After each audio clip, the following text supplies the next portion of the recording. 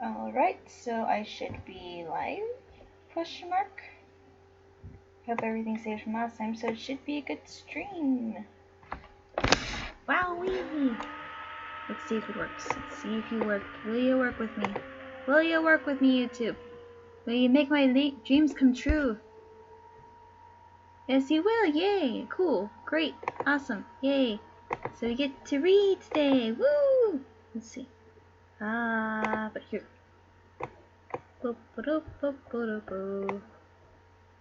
Alright. Hello everyone. My name is Ezra Garza, and I will be reading As You Like It by Shakespeare today. So I have to read this for a class. Oh, hey! Hey, cat! Hey! Hey, Kiki! You're here! Woo! Okay. Hello. It doesn't say you're here. It says 0 is watching. How the heck? Hello. I'm going to be reading As You Like It by Shakespeare. So it's for a class. I have to read it, and since it's now all the rights are kind of gone for the play because there's no one to really take up Shakespeare's rights to the play, so it's I can read it for free, and I won't have to worry about copyright. Woo! Yay! I don't know. I appreciate that, but I also figured hey, just bring some people in, show them Shakespeare. I mean, some people don't really like Shakespeare's plays, which is understandable. Everyone has their types and everything, and I haven't read that many. I've seen a few, but I haven't read that many. I hope your trip's going good. Oh yeah, also the stream should be faster. So I don't know if I don't think you were here the other day whenever it's going faster, but I have optimal speed, so it's great. Woo! Okay. Anyway, let's look at the characters real quick, because I like to see who is actually playing who and why. Alright. So we have the Duke Senior, who is a banished duke. Rosalind. His daughter, later disguised as Ganymede? Ganymede? Ganymede. Ganymede? I'm gonna look up these names, because I don't want to bash them into the thing. Let's see. Oh, Samuel Google Translate, I read your story. I liked it. I forgot to tell you. I need to tell you about it later. But I did like it, even though some things I didn't really translate over. But I did like it. Is it new? And it's oh, okay. It kind of seems like a folktale almost, so that's pretty cool. Ganymede. Ganymede. Ganymede. Ganymede. So his daughter, later disguised as Ganymede. Ganymede. Duke Frederick. Duke Senior's usurping brother. Celia, his daughter, later disguised as Elena. Elena? Elena? Eliana? I am bad with names. Oliver, son of Sir Rowland. Rowland? Sir Rowland de Boys. I feel like I mispronounced that. Hakis. Oh no. Alina. Alina? Alina. Alina. Okay. Alina. Hakis. I know I'm saying that one wrong. I know I'm saying that one. Hold on. I know I'm saying that one wrong. I know I'm saying that one wrong. I know I'm saying that one wrong. Shah? Shah? That's it? Shah? Really? Hold on, let me go over here. So, okay. Is it Shah? Or is it Hakis? Shah? Why?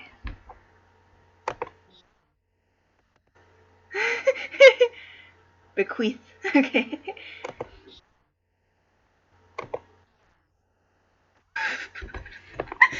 Okay, wait, no, y'all aren't hearing this actually. Hold up, let me get my desk audio on so you can hear what I'm hearing, because this is just silly. Look. Jacques.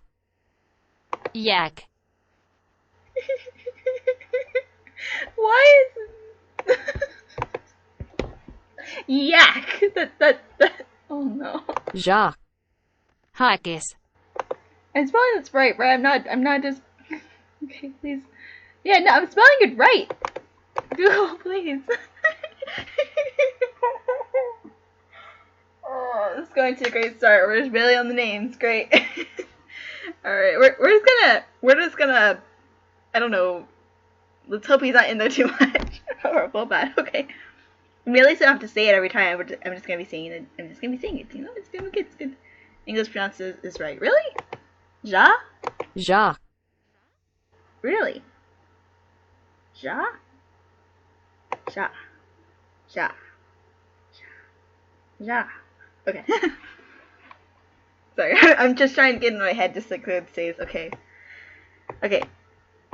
Orlando, son of Sir Rowland and de Bois.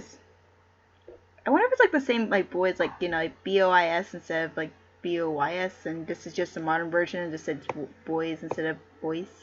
I don't know. Adam, an old servant in the household of Oliver.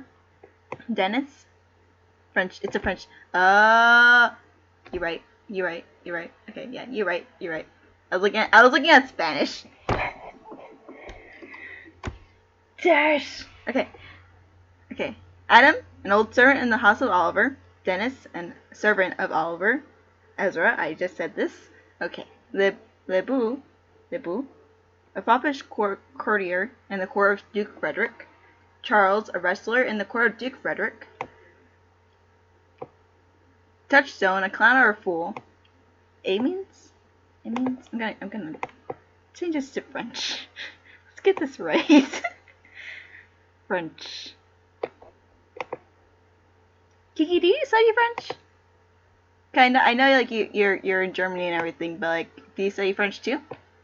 Or does it go hand in hand with French? No, right? Because French is. No, I don't know. I don't know. Kiki. What to do? See. Was I looking up? I was just looking up something and I forgot which one I was going to go look up. Ah, that one.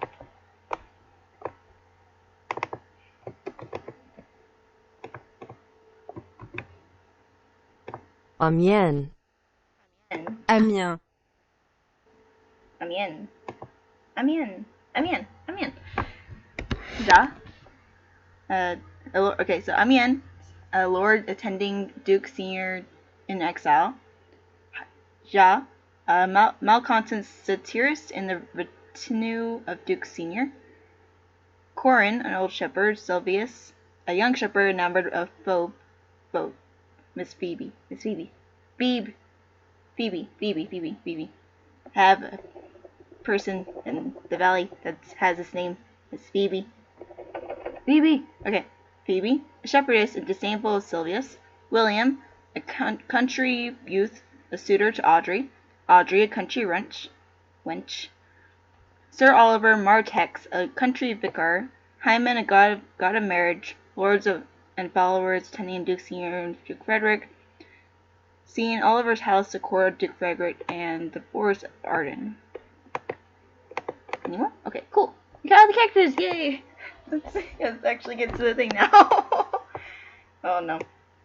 Also, I tried checking to see if there's like a dark version of this, but there's not. It's just gonna be this way. I apologize, but I can't control that. Why are you doing that? Why are you doing that? Just stay over there. You're fine right there. Just stay in your little corner and you'll be fine. Okay. So, As You Like It, Modern. Act 1, Scene 1. Enter in Orlando and Adam. Orlando. As I remember, Adam, it was upon this fashion bequeathed me by will but a poor 1,000 crowns, and, as thou sayest, charge my brother on his blessing to breed me well, and there begins my sadness. My brother, Ja, keeps me at school, and report speaks golden, what's report? Let's check these out. Rumor has it that Ja is a flourishing student. Oh. And report speaks goldenly for his profit. For my part, he keeps me rutistically at home, or, to speak more properly, stays me here at home unkept. For call you that keeping for a gentleman of my birth that differs not only from stalling of an ox. His horses are bred better, for, besides that they are fair with their feeding, they are taught with manage. They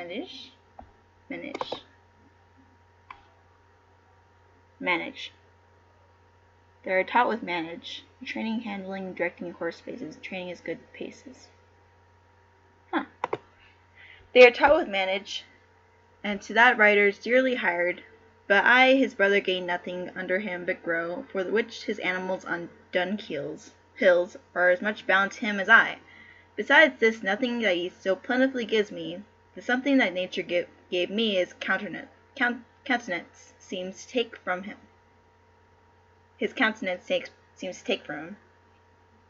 He lets me feed with his hinds, bars me to the place of a brother, and as much as in him lies, minds my gentility, my gentility, minds my gentility with my education. This is it, Adam, that grieves me, and the spirit of my father, which I think is within me, begins to mutiny against this servitude.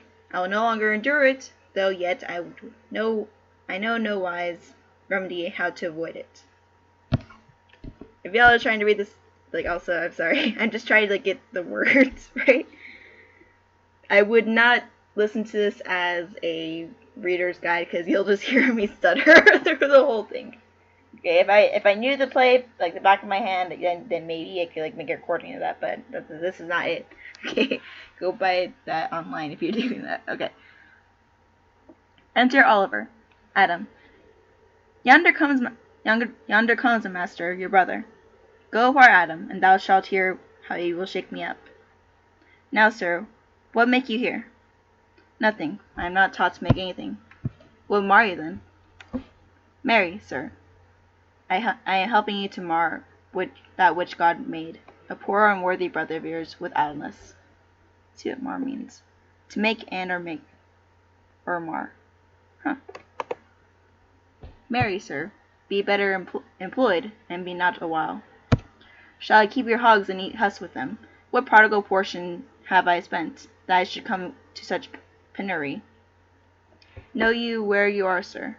Oh, sir, very well. Here in your orchard. I'm gonna just go over here real quick. I have anxiety about these things. Okay. Know you before whom, sir? Better than him I am before he knows me. I know you are my eldest brother, and in gentle condition of blood you should so know me. You should so know me. The courtesy of nations allows you my better in that you are the firstborn, but the same tradition takes not away from my blood, were there 20 brothers betwixt us. I have as much of my father and me as you, albeit I'll confess your coming before me is nearer to his reverence. What boy?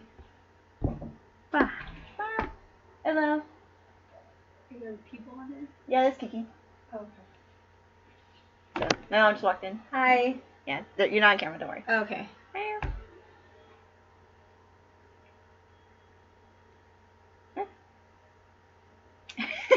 Hey, when are you gonna wash your hair? Because I want to show you how to use this. Later. Maybe after the play. Are you all reading together? No, I'm just reading it by myself, and then they're watching me read it. Or she's watching me read it right now. She's watching you read it. Or she's listening to me probably because it's like a white scene. But you know. I thought you said that they can't see you. Well, no, they can see the screen, but they can't see me. Lame. Okay. Alright, I love you. where's Maggie? She came in here. Yeah. She never does that. Yeah, she's starting to come over here. What? Maggie? Alright. Is there any other clothes I need to wash? No. Is your deodorant? No.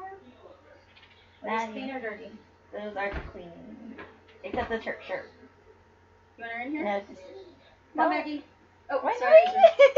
I'm in the dark.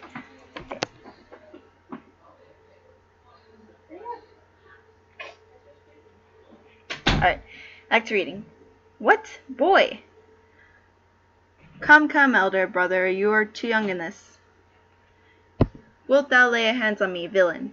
I am no villain, I am the youngest son of Sir Roland de Bois. He was my father, and he is thrice a villain that said such a father begot villains. Wert thou not my brother, I would not take this hand from thy throat until this other hand had pulled out thy tongue for saying so. Thou hast railed on thyself. Sweet masters, be patient, for your father's remembrance. Be at accord. Let me go, I say. I will not till I please. You shall hear me. My father charged you in his will to give me a good education. You have trained me like a peasant, obscuring and hiding from me all gentlemanlike qualities. The spirit of my father grows strong in me, and I will no longer endure it. Therefore, allow me such exercises as as may become a gentleman, or give me the poor lottery my father left me by my testament. With that I will go by my fortunes. And what wilt thou do? Beg when that is spent? Well, sir, get you in. I will not long be troubled with you. You shall have some part of your will. I pray you leave me. I will no further offend you. That then becomes me for my good. Get you with him, you old dog. Is old dog my reward? Most true, I have lost my teeth in your service. God be with my old master, he would not have spoke such a word. Exeunt. Exeunt? I guess say exit? Exeunt. Probably. Check this.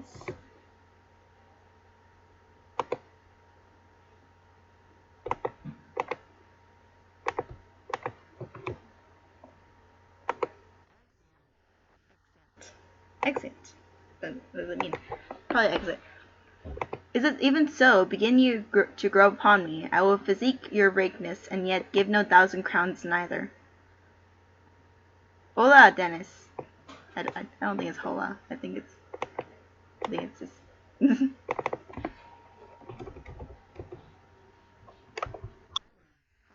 Hello, Dennis. Hello, Dennis. Calls your worship. Was not Charles the Duke's wrestler here to speak with me?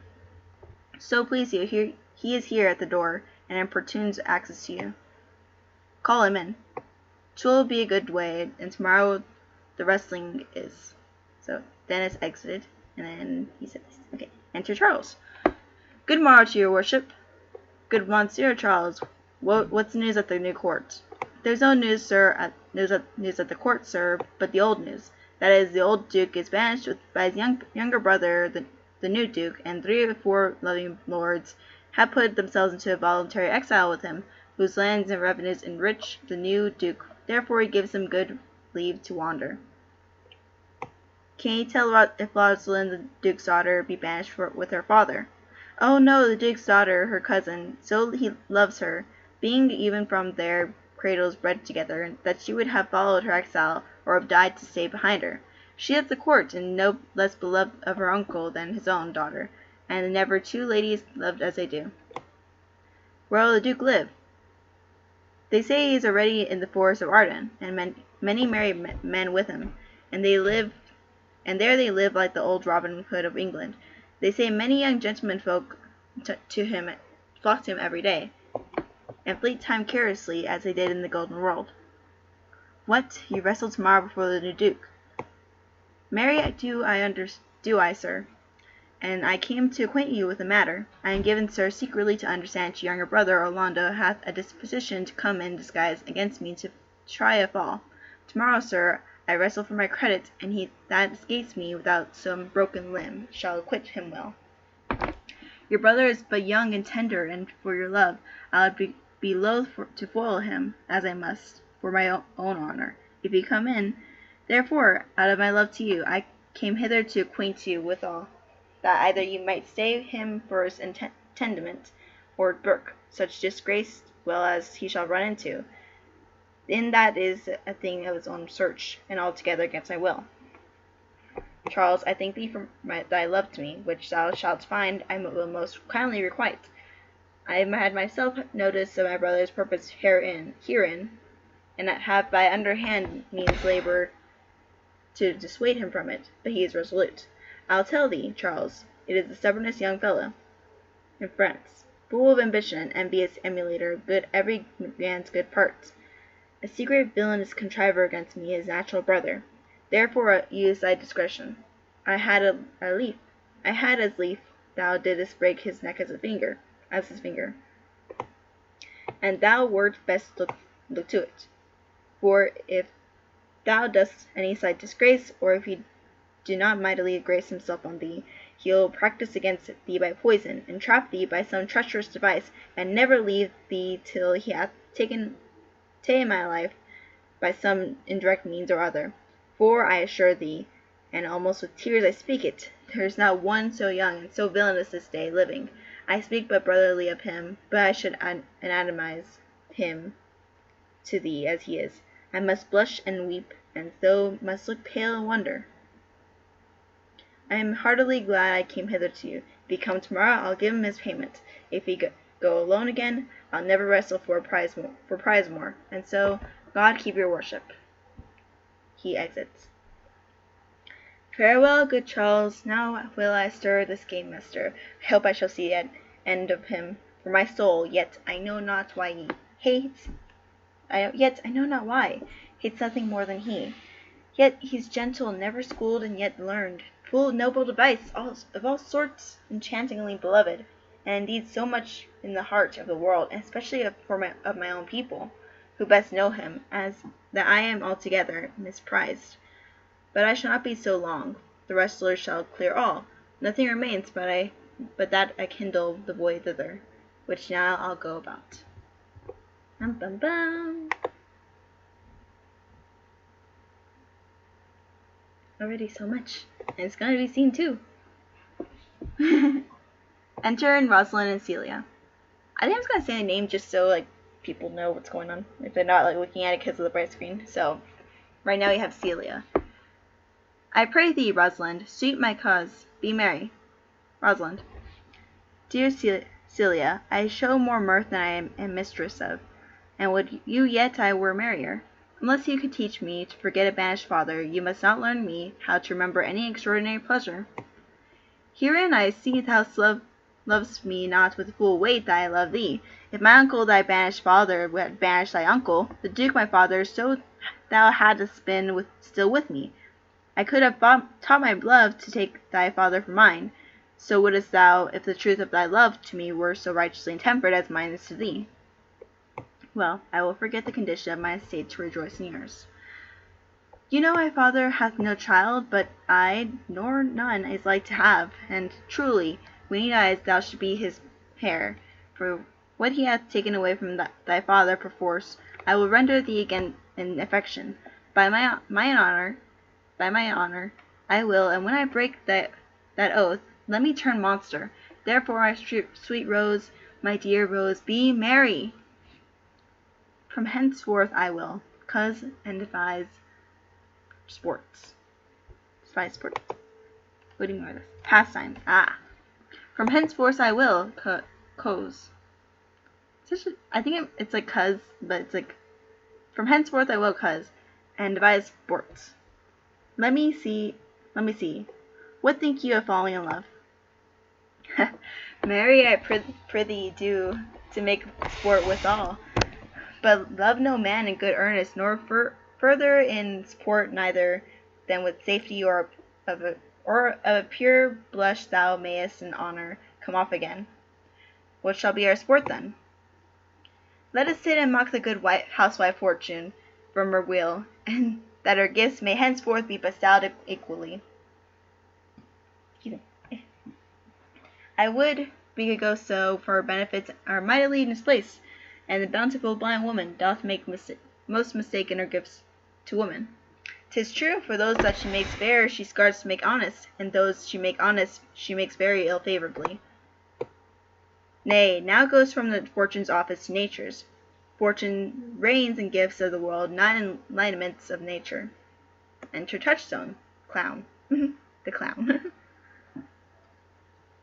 No, when nature hath made a creature, she may not by fortune fall into fire. Though nature hath given us wit to blot out fortune, hath not fortune sent in this fool to cut off the argument? Indeed, there is fortune too hard for nature, when fortune makes nature's natural to cut her off in nature's wit. Peradventure, this is not fortune's work neither, but nature's, who perceiveth our natural wits too dull for the reasons of such goddess, and hath sent this natural for our whetstone. What does it mean again? A shaped stone for using smooth edge running tools that have been ground since. Oh yeah. For our whetstone. For always the dullness of the fool is the whetstone of the wits. How now, wit, whither wander you? Touchstone. Mistress, you must come away to your father. Celia. Were you made the messenger? Touchstone. No, by my honour, but I was bid to come for you. Rosalind. Where learned you that oath, fool? Touchstone. Of a certain knight that swore by his honour they were good pancakes, and the knight swore by his honour that the mustard was not. Now I'll stand to it, the pancakes were not, and the mustard was good, and yet not the knight forsworn. Celia. How prove ye that, the great heap of your knowledge? Rosalind. Mary, unmuzzle your wisdom. Touchstone. Stand ye both for now. Stroke your chins, and swear by your beards I am knave. Celia. By our beards, if we had them, thou art. Touchstone. By my knavery, if I had it, then I were. But if you swear by that is not, you are not forsworn. No more was this knight swearing by his honour, for he never had any, or if he had, he has sworn it away before he ever saw those pancakes or that mustard. Celia. Prithee, who is thou meanest? Touchstone. One that old Frederick, your father, loves. Celia. My father's love is to honour him. Enough speak no more of him. You'll be whipped for taxation one of these days. Touchstone. The more pity that fools may not speak wisely what men do foolishly. Celia. By my troth, thou sayest true. For since the little wit that what fools have was silenced, the little foolery that what wise men have makes a great show. Here comes Monsieur Le Beau. Enter Le Beau. Rosalind. With his mouth full of news. Celia. Which he'll put on us as pigeons feed their young. Rosalind. Then shall we be news crammed. And all the better we shall be the more marketable. Bonjour, Monsieur Le Beau, what's news? Le Beau. Fair princess, you have lost much good sport. Celia. Sport? Of what colour? Le Beau. What colour, madam? How shall I answer you? Rosalind. As wit and fortune will.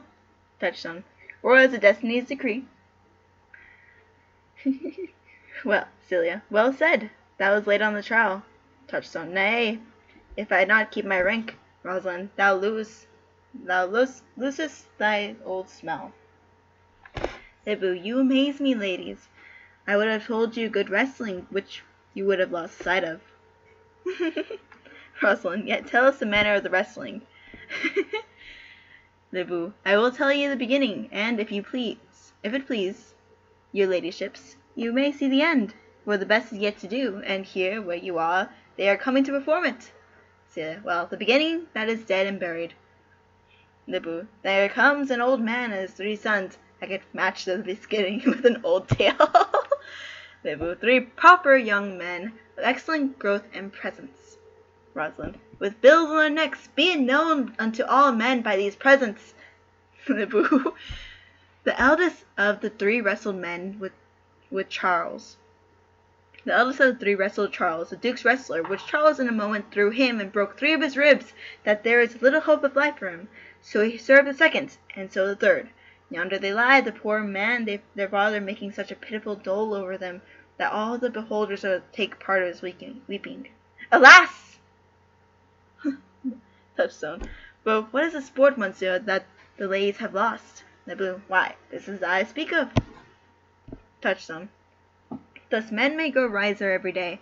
It is the first time I ever heard breaking ribs was sports for ladies. Celia. Or I promise thee. Rosalind. But is there any else longs to see this broken music in his sides? Is there yet another dotes upon rib breaking? Shall we see this wrestling, cousin? Le Beau. You must if you stay here for...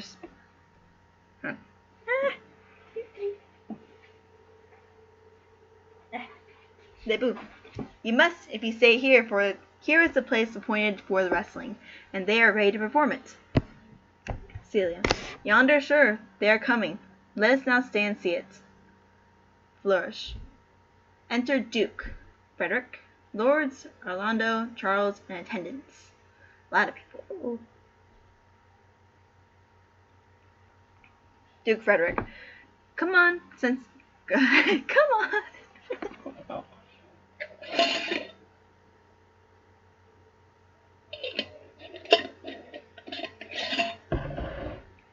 Come on, since the youth will not be entreated, his own peril on his forwardness.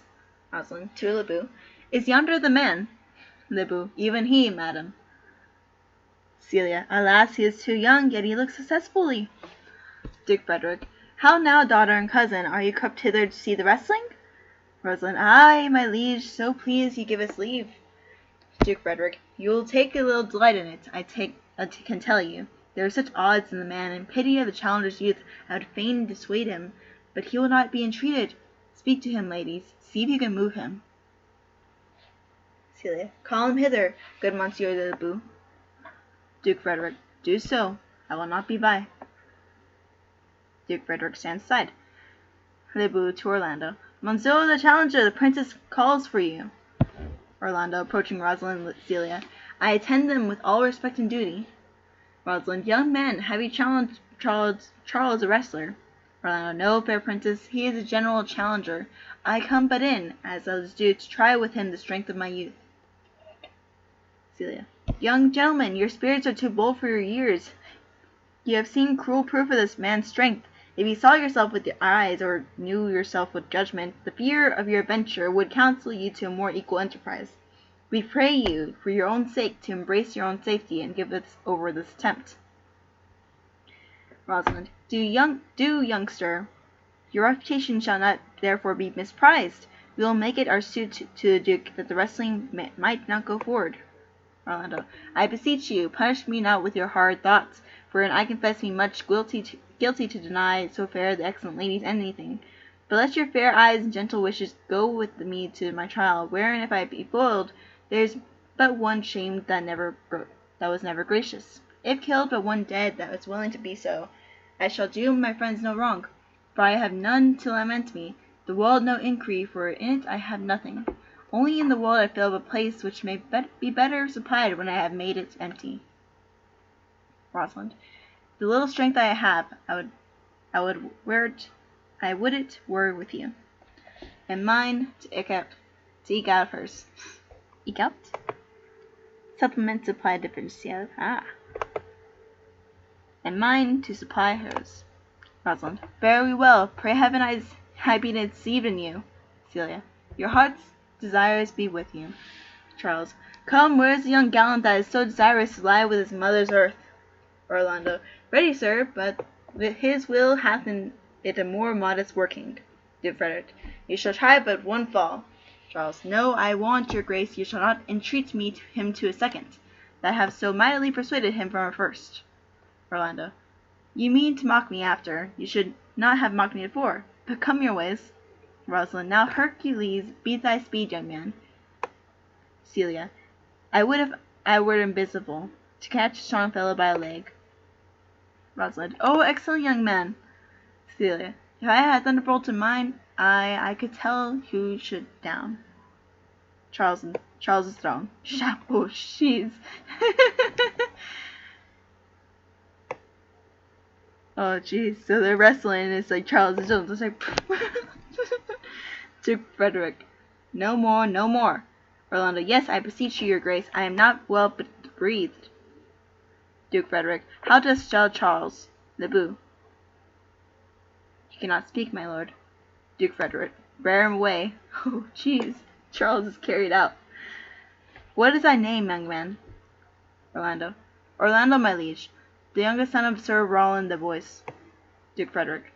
I would thou hadst been son to some man else. The world has seen thy father honourable, but I did find him still mine enemy. Thou shouldst have been better pleased with me with his deed, hadst thou descended from another house. But fare thee well, thou art a gallant youth. Thou hadst told me of another father. Then he exits with train and Libbu and Rosalind, but Rosalind and Celia remain, standing apart from Orlando. Celia. To Rosalind. Where I am my father, 'cause would I do this? Orlando, talking to himself. I am more proud to be Sir Rowland's son, his youngest son, and would not change that calling to be adopted heir to Frederick. Rosalind. Celia. My father loved Sir Rowland in his soul, and all the world was my father's mind. Had I before known this young man his son, I should have given him tears unto entreaties, ere he should thus have ventured. Celia. Gentle cousin, Let us go thank him and encourage him. My fathers are often envious his position. Sticks me at heart. To Orlando. Sir, you have well deserved, but if you do keep your promises in love, but justly as you have exceeded all promises, your mistress shall be happy. Rosalind. Gentlemen, giving him a chain from her neck, wear this for me, one out of suits and fortune, that she could give more, but that her hand lacks means. Celia. Shall we go, coz? Celia. Eh? Fare you well, fair gentlemen. Celia starts to leave.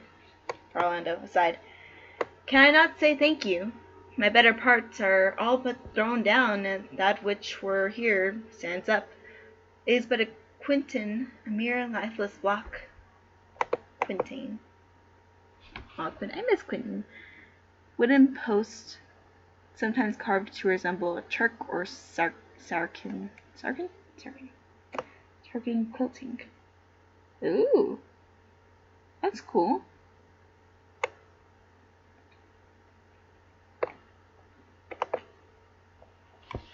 Is but a quintain, a mere lifeless block. Rosalind. He calls us back, my pride. So Rosalind to Celia. He calls back, my pride fell with my fortunes. I'll ask him what he would. Did you call, sir? Sir, you have wrestled well and overthrown more than your enemies. Celia. Will you go, coz? Rosalind. Have with you. Fare you well. Then she exits with Celia. Bum bum bum. So now we just have Orlando in the room. What passion hangs these weights upon my tongue? I cannot speak to her, yet she urged conference. Enter Lebu. Oh, poor Orlando, thou art overthrown, or Charles or something weaker masters thee. Lebu. Good sir, I do in friendship counsel you to leave this place, albeit you have deserved high commendation, true applause, and love. Yet such is now the Duke's condition, that he misconstrues all that ye have done. The Duke is humorous, what he is indeed. More suits you conceive than I to speak of, Orlando. I thank you, sir. And pray you tell me this, which of his two was daughter of the Duke, that here was at the wrestling? Lebu. Neither his daughters, if we judge by manners, but yet indeed the taller is his daughter. The other daughter is banished to the banished Duke. So maybe easily alternate composition out of a smaller. So it might just be a smaller one. A more common tall. Huh. Interesting. I love this little footnote they put in here. The other is daughter to the banished Duke, and here detained by her usurping uncle, to keep his daughter company, whose love are dearer than the normal bond of the sisters. But I can tell you that the late of the Duke hath taken pleasure against the gentle niece, grounded upon no other argument, but that the people praise her for her virtues, and pity her for good father's sake. And all my life his malice against the lady will suddenly break force. Sir, fare you well. Hereafter, in a better world than this, I shall desire more love and knowledge of you. Orlando. I rest much bounden to you. Farewell. Exit Lebu. Thus must I from the smoke into smother, from tyrant Duke into a tyrant brother. But heavenly Rosalind. But heavenly Rosalind. Act 1, Scene 3. Orlando's in live. Boo boo boo. Celia and Rosalind. Let me just check the characters again.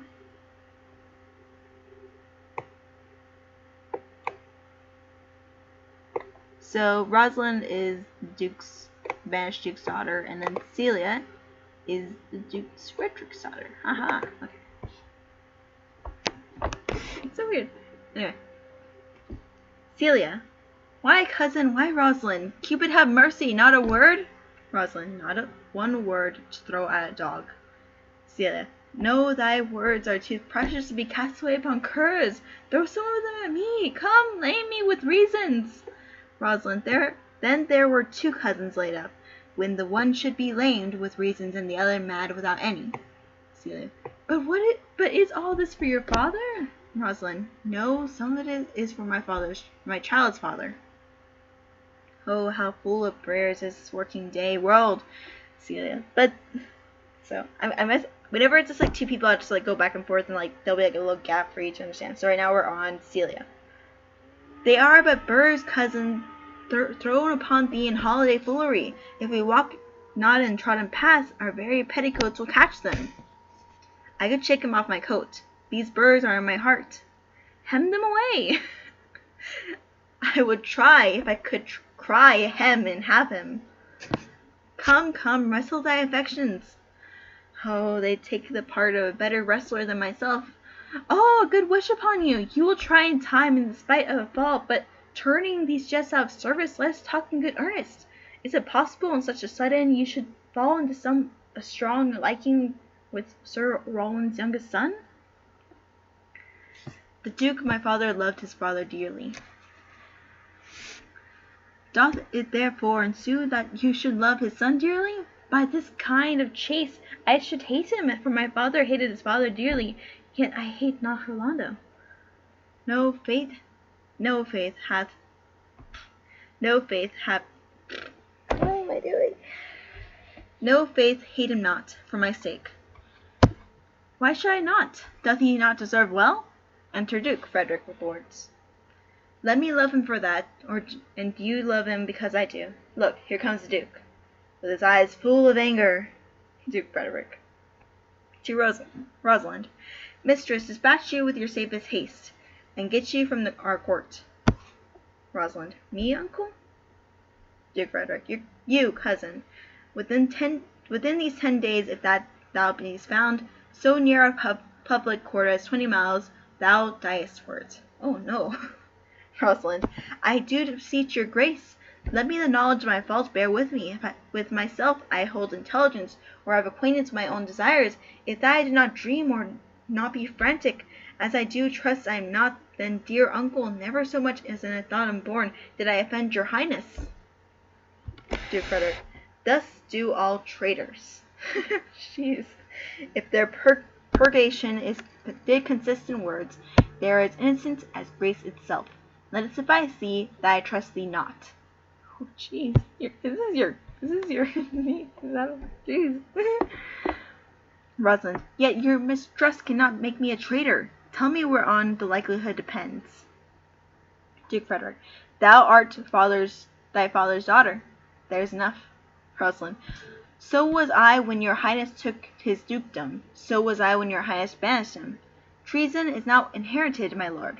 Or if we did derive it from our friends, what's that to me? My father was no traitor. Then, good my liege, mistake me not so much to think my poverty is treacherous. Celia. Dear sovereign, hear me speak. Duke Frederick. Aye, Celia. We say prayer for your sake. Else had she with her father ranged long. Celia. I did not then entreat to have her stay. It was your pleasure and your own remorse. I was too young that time to value her, but I now know her. If she be a traitor, why so am I. We still have slept together, rose at an instant, learned, played, eat together, and wheresoever we went, like Juno's swans, still we went coupled and inseparable. Yeah, you can't just like take away your best friend. Juno's swans linked together. Most mystical accounts include Ovid's metamorphoses. Swans draw the chariot of Venus, not Juno. Juno is perhaps a more appropriate goddess here for young women of Pathan relationships. That's cool. Duke Frederick. She is too subtle for thee, and her smoothness, her very silence and her patience. Speak to the people, and they pity her. Thou art a fool. She robs thee of thy name, and thou wilt show more bright and seem more virtuous. When she is gone, then open not thy lips. Firm and irrevocable is my doom, which I have passed upon her. She is banished. Celia. Pronounce thy sentence then on me, my liege. I cannot live without out of her company. Duke Frederick. You are a fool. You, niece, provide yourself. If you outstay the time, upon mine honor, and in the greatness of my word, you die. Jeez. It's a duke with lords. Jeez. Celia. Oh, my poor Rosalind, whither wilt thou go? Wilt thou change fathers? I will give thee mine. I charge thee, be not thou more grieved than I am. Rosalind. I have more cause. Celia. Thou hast not, cousin. Prithee be cheerful. Knowest thou not the Duke hath banished me, his daughter? Rosalind. That he hath not. Celia. No, hath not? Rosalind lacks, then, the love which teacheth thee that loves that I am one. Shall we be sundered? Shall we be part, my sweet girl? No, let my father seek another heir. Therefore devise with me how we may fly, whither to go and what to bear with us, and do not take your change upon you. To bear your griefs yourself and leave me out, for by this heaven, now at sorrow's peril, say what thou canst. I'll go along with thee. Rosalind. Why, whither shall we go? Celia. To seek my uncle in the forest of Arden. Rosalind. Alas, what danger will it be to us, maids as we are, to travel forth so far? Beauty provoketh leave sooner than gold.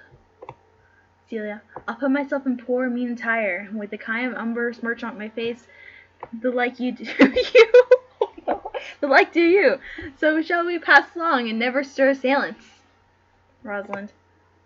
Were it not better, because that I am more than common tall, that I did suit me at all points like a man. A gallant curtal axe upon my thigh, a bore spear in my hand and in my heart. Lie there what hidden woman's fear there we'll have swashing and martial outside, as many other managed cowards have, that do outface with their semblances. Celia. What shall I call thee when thou art a man? Rosalind. I'll have no worse name than Jove's own page, and therefore look you call me Ganymede. Ganymede. I just looked this up. I know. I should know this. It was going so well. That was a really good go.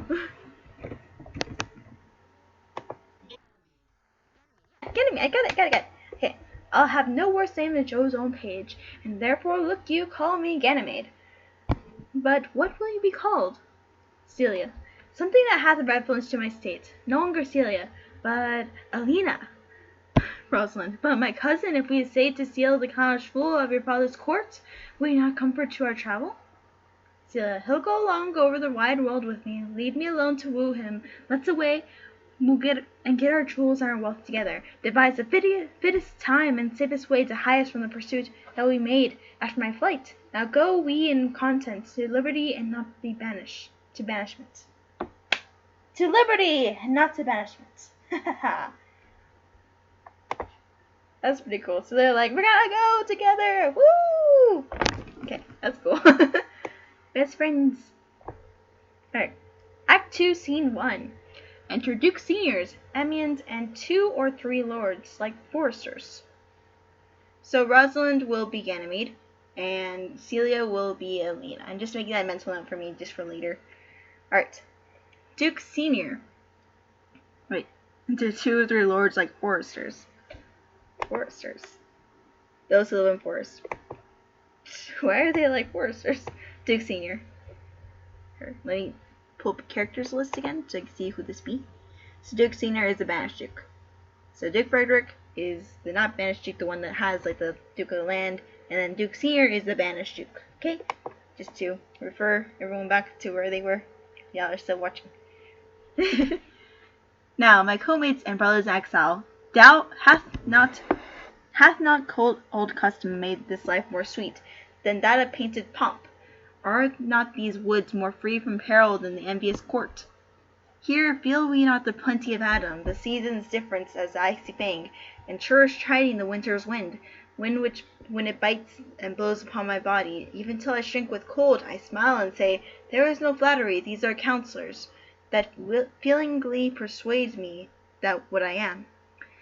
Sweet are the uses of adversity, which, like the toad, ugly and venomous, wears yet a precious jewel on his head, and this our life exempt from public haunt, fine tongues and trees, books and running brooks, sermons and stones, and good in everything. That means I would not change it. Happy is your grace that can translate the stubbornness of fortune into so quiet and so sweet a style. Duke Senior. Come, shall we go and kill us venison? And yet it irks me, the poor dappled fools, being native burghers and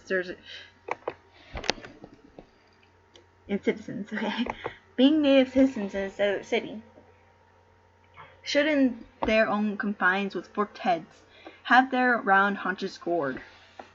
Jeez. First Lord. Indeed, my lord, the melancholy Shah grieves at that, and in that kind swears you do more usurp than doth your brother that hath banished you. Stay, my lord Amiens and myself did steal. Hey Maggie, how you doing? We're reading Shakespeare, so we just got so the beginning part was like an intro. So we have these two brothers who are trying to fight over some wealth. It's Orlando, who's the youngest brother, and he's like, give me my wealth. And you have like the older brother, who is, what's your name again? Oliver. So Oliver doesn't want to really give it to him, but he understands like Orlando's going to literally kill him if he doesn't give, okay? And then the following scene, we have Orlando facing off Charles, the wrestler, who is just like a big old wrestler known for like being able to beat up anyone, you know? But then Orlando comes in and he's just like, "Papa!" and he throws him somewhere, and he's unable to speak now. So that was sick with a tummy ache. Oh no. Well, as thou art taking medicine, take some medicine, please. Or you can look up some remedies on. Let's look up some remedies for you. Remedies for tummy aches.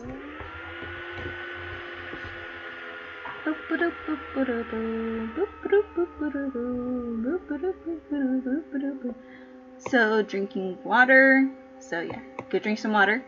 Avoid lying down. So if you're lying down, do not lie down. That would be better for you. Just like sitting up and everything. Ginger, mint, taking a warm bath, or using a heating pad. Brat diet. Why would you call it a brat diet? I mean, there's better than rat diet, rat bee diet, I guess, or tarby. okay, I can see why. Avoiding smoking and drinking alcohol. That's an obvious one. Okay. So if you have like any like mint, like any mints, which is like a home remedy. Come on. If he drinks water and sitting up, I have to go find my kitty and the kitten. Okay. Go do that. Go find them. Yeah, tea is good for you too. If you have like a heating bag, mat thing, majig, that's good too. I hate the okay, again, I read the ginger part. Just keep going. Brat diet, I don't care. Peppermint's pretty good to you too. Yeah, good for you. Heating pad, yeah, I was just saying. If you don't got a heating pad, you can get like a sock, like a long sock, like if you could borrow like one of your dad's socks or something, and you put rice in it,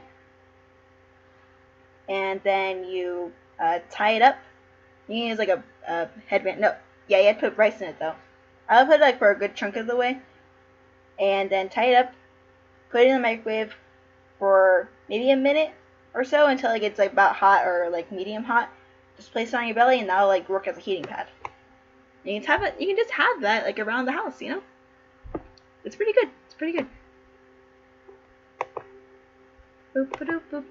Anyway, so I was saying, so Orlando be this Charles guy, just impress some people, and just like Rosalind, who is the daughter of the banished Duke, mind you, kind of fell in love with him, and he kind of fell in love with her. But they didn't say anything to each other. They were thinking about saying things to each other.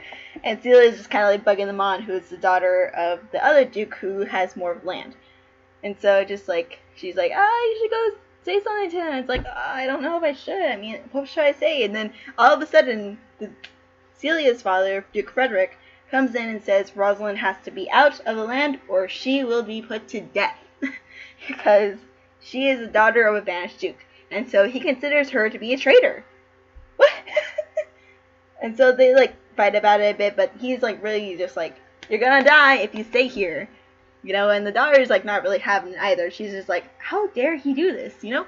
So she and Rosalind devise a plan to escape together into the forest, and to go live with Rosalind's uncle, I think. Yeah, her uncle. So Rosalind's gonna be disguised as a boy though, and then Celia will be having her change name to Elena. Yeah, as you can see, later disguised as Ganymede. Later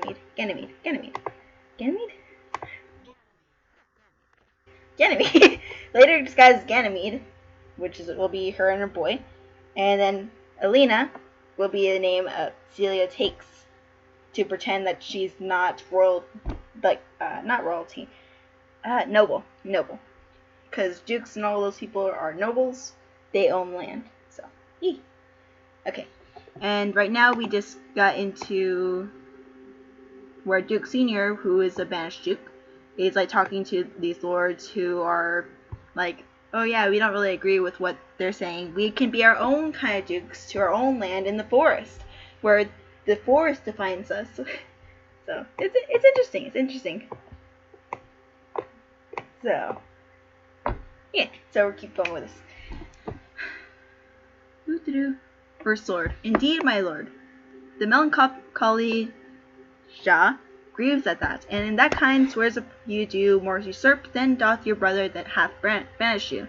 Today my lord of Amiens and myself did steal behind him, and as he lay along, under an oak whose antique roots peep out, upon the brook that brawls along his wood, to which a place a poor sequestered stag, that from the hunter's aim and taken a hurt, did come to languish, and indeed, my lord, the wretched animal heaved forth such groans as that their discharge did stretch his leathern coat,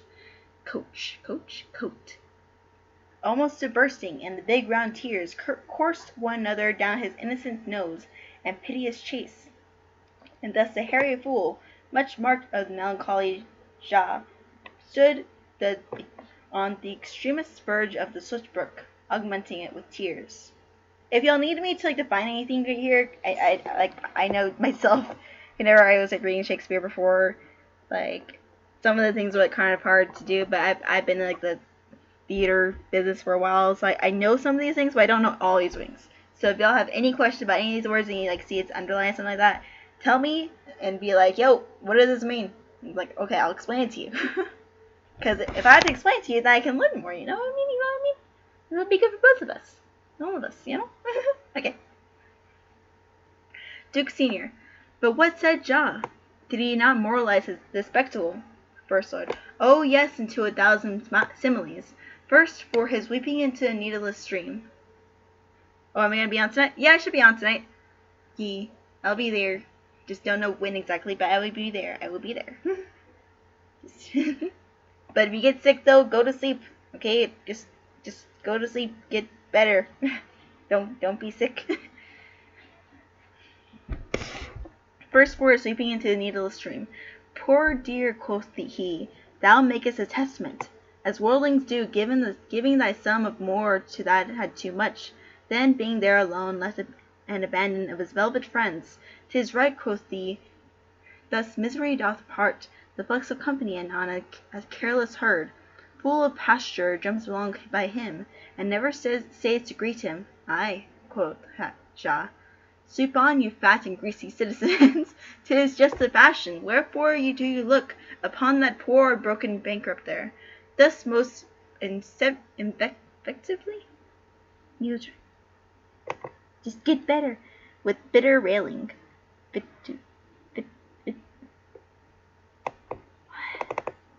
Vituperatively? What the heck? They just put it here. It's if that makes sense. They should have another underline under vituperatively.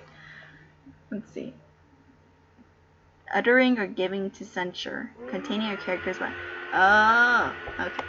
I never heard that word. Let's use it in the book.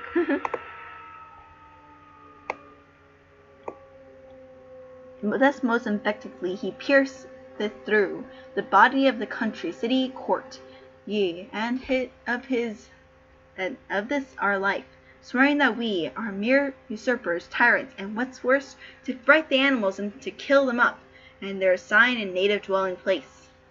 Duke Senior. And did you leave him this contemplation? Senior. Lord. Second Lord. We did, my lord, weeping and commenting upon the sobbing deer. Duke Senior. Show me this place. I love to cope him in the sullen fits, for then he is full of the matter. First Lord. I'll bring him to you straight. I'll bring you to him straight.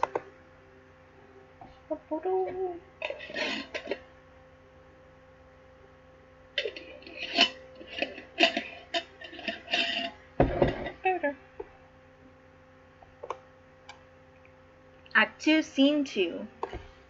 Dun, dun, dun. Enter Duke Frederick with lords. Duke Frederick, can it be possible that no man saw them? I cannot be. Some villains of my court are the consenting sufferings of this. First Lord, I cannot hear of any that did see her. The ladies, her attendants of her chambers, saw her abed in the morning early. They found the bed untreasured of their mistress. Second Lord, my lord, the roguish clown at whom so oft your grace was wont to laugh, is also missing.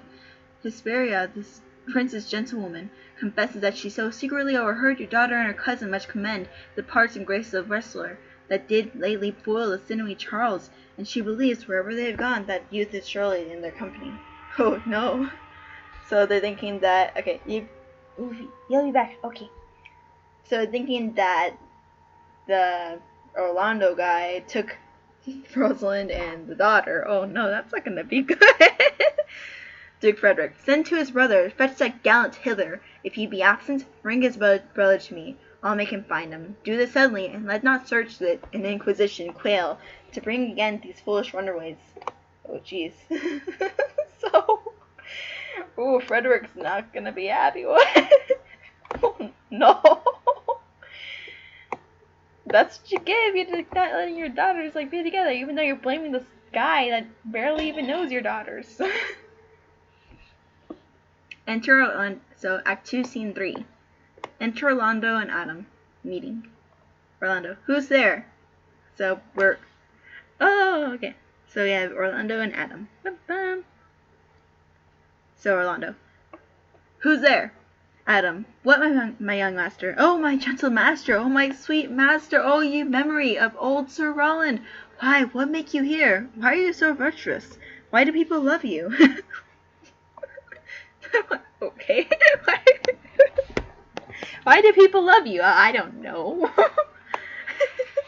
And wherefore are you gentle, strong, and valiant? Why would you be so fond to overcome the bonny prizer of the humorous Duke? Your praise is come too swiftly home before you. Know you not, master, for to some kind of men their graces serve them but as enemies? No more do yours. Your virtues, gentle master, are sanctified by and holy traitors to you. Oh, what a world this is, when what is commonly envenoms what it bears, him that it bears it. Envenomens. Envenoms.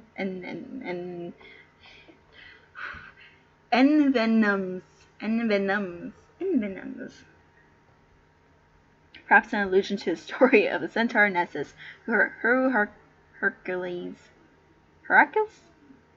Hera, shot with poison arrow for tempting sex. No. Jeez. Let's see. Adam is an old servant of the household of Oliver, by the way. Okay. Orlando, why, what's the matter, Adam? Oh, unhappy youth! Come not within these doors, within this roof, the enemy of all your graces lives. Your brother, no, your brother yet, the son, yet not the son, I will not call him son, of him I was about to call his father, hath heard your praises, and this night he means to burn the lodging where you used to lie. Oh, jeez, and you within it. If he fail out of that, he will have other means to cut you off. I overheard him of his practices. This is no place. This house is but a butchery. Abhor it, fear it, do not enter it. Get out, basically. Orlando, why, whither, Adam, wouldst thou have me go? Adam, no matter whither, so you come not here. Orlando, what wouldst thou have me go and beg my food, or with a base of boisterous sword and force, a thievish living on the common road? This I must do, or not know what to do. Yet this is what I will not do, do how I can. I rather will subject me to malice of a diverted blood and bloody brother. Adam, but do not so. I have 500 crowns, and 30 higher I saved under your father, which I did store and be my foster nurse, when service should in my old limbs lie lame, and under regarded age and corners thrown. Take that, and he doth that raven's feed, ye that providently caters of the sparrow. Be comfort to my age. Here is the gold. So he's offering him money. All this I give you. Let me be your servant. Though I look old, yet I am strong and lusty.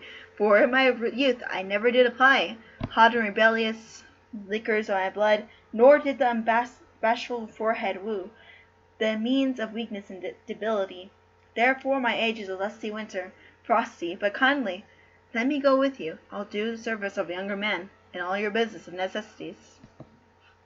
The bare necessities. Orlando. Oh, good old man, how well indeed appears the constant service of the antique world, when service sweats for duty, not for meed. Thou art not for the fashion of these times. Aw, where none will sweat but for promotion, and having that do choke their service up. Even with the having, it is not so with thee. But, poor old man, thou provest a rotten tree. Thou cannot so much as a blossom yield, in lieu of all his pains and husbandry. But come thy ways, we'll go along together, and ere we have thy youthful wages spent, we'll light upon some settled low content. Adam. Master, go on, I will follow thee. To the last gasp, with truth and loyalty. From 17 years till now almost 80, here I lived but now live here no more. At 17 years many their fortune seek, but at 80 it is too late a week. Yet fortune cannot recompense me better than to die and well and not my master's debtor. Aw, that's so sweet. Let me look at Foursquare. Foursquare, they have like all these like Foursquare.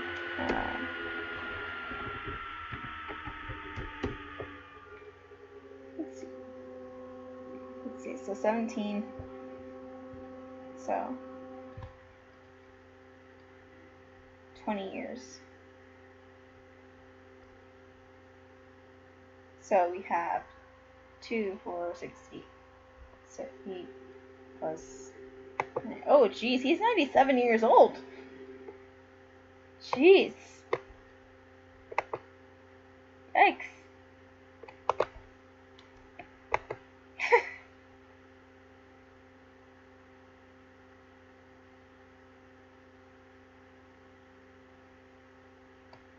Yikes. Yeah, you're old, but I mean, you're still serving. That's pretty cool, Adam. Like, Adam, you're a cool person. You're a cool person.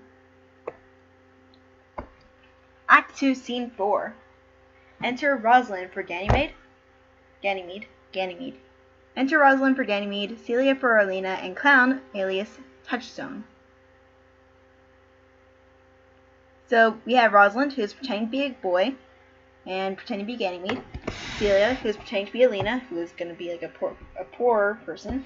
And the Clown, who is still going by Touchstone, as he was. So, Rosalind. Oh, Jupiter, how weary are my spirits? Touchstone. I care not for my spirits, if my leg were not weary. Rosalind. I could find in my heart to disgrace my man's apparel and to cry like a woman, but I must comfort the weaker vessel, as stout-lipped and hose ought to show itself courageous in petticoat. Therefore, courage, good Alina. Celia. I pray you bear with me.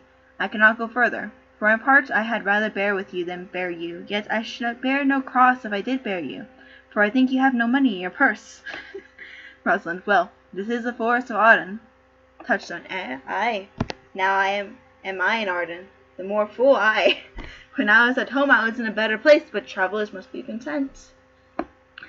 He was like, I'm not very happy with this fortune, but you know. Enter Corin and Silvius. So let's see who these people are real quick. So Corin, you are an old shepherd. And Silvius is a young shepherd enamored by Phoebe. And then Phoebe, a shepherdess, is the same below to Silvius. That's nice. Alright. Rosalind. I be so good Touchstone. Look you, who comes here, young man, and an old and solemn talk. They stand inside to listen, so now we're just listening to Corin and Silvius. Corin. That is the way to make her scorn you still. Silvius. Oh, Corin, thou knewest how I do love her. I partly guess, for I've loved ere now. No, Corn, being old, thou canst not guess, for that thou, though in thy youth thou wast a true lover, as ever sighed upon my pillow. But if thy love were ever like to mine, as sure I think that never a man loved so, how many actions most ridiculous hast thou been drawn by thy fantasy? Into 1,000, I forgot it. It's like, I don't really think about it that much. Just 1,000, I guess. Oh, thou didst never love so heartily. If thou rememberest not the sightly folly that ever loved did make thee run into, thou hast not loved. Or if thou hast not sat as I do now, wearing thy hero and thy mistress' phrase, thou hast not loved.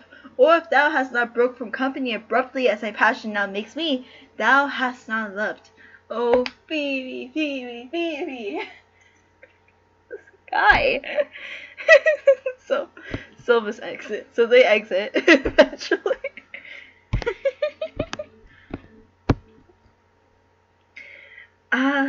So Rosalind, alas, poor shepherd, searching of thy wound, I have by hard adventure found my own. Touchstone, and I mine. I remember when I was in love, I broke my sword upon a stone, and bid him take for coming a night to Jane's smile. And I remember the kissing of her battler, and the cow's dugs that her deeply chapped hands had milked, and remember the wooing of peace cod again instead of her, for whom I took 2 cods, and giving them again, and said with weeping tears, where are these for my sake?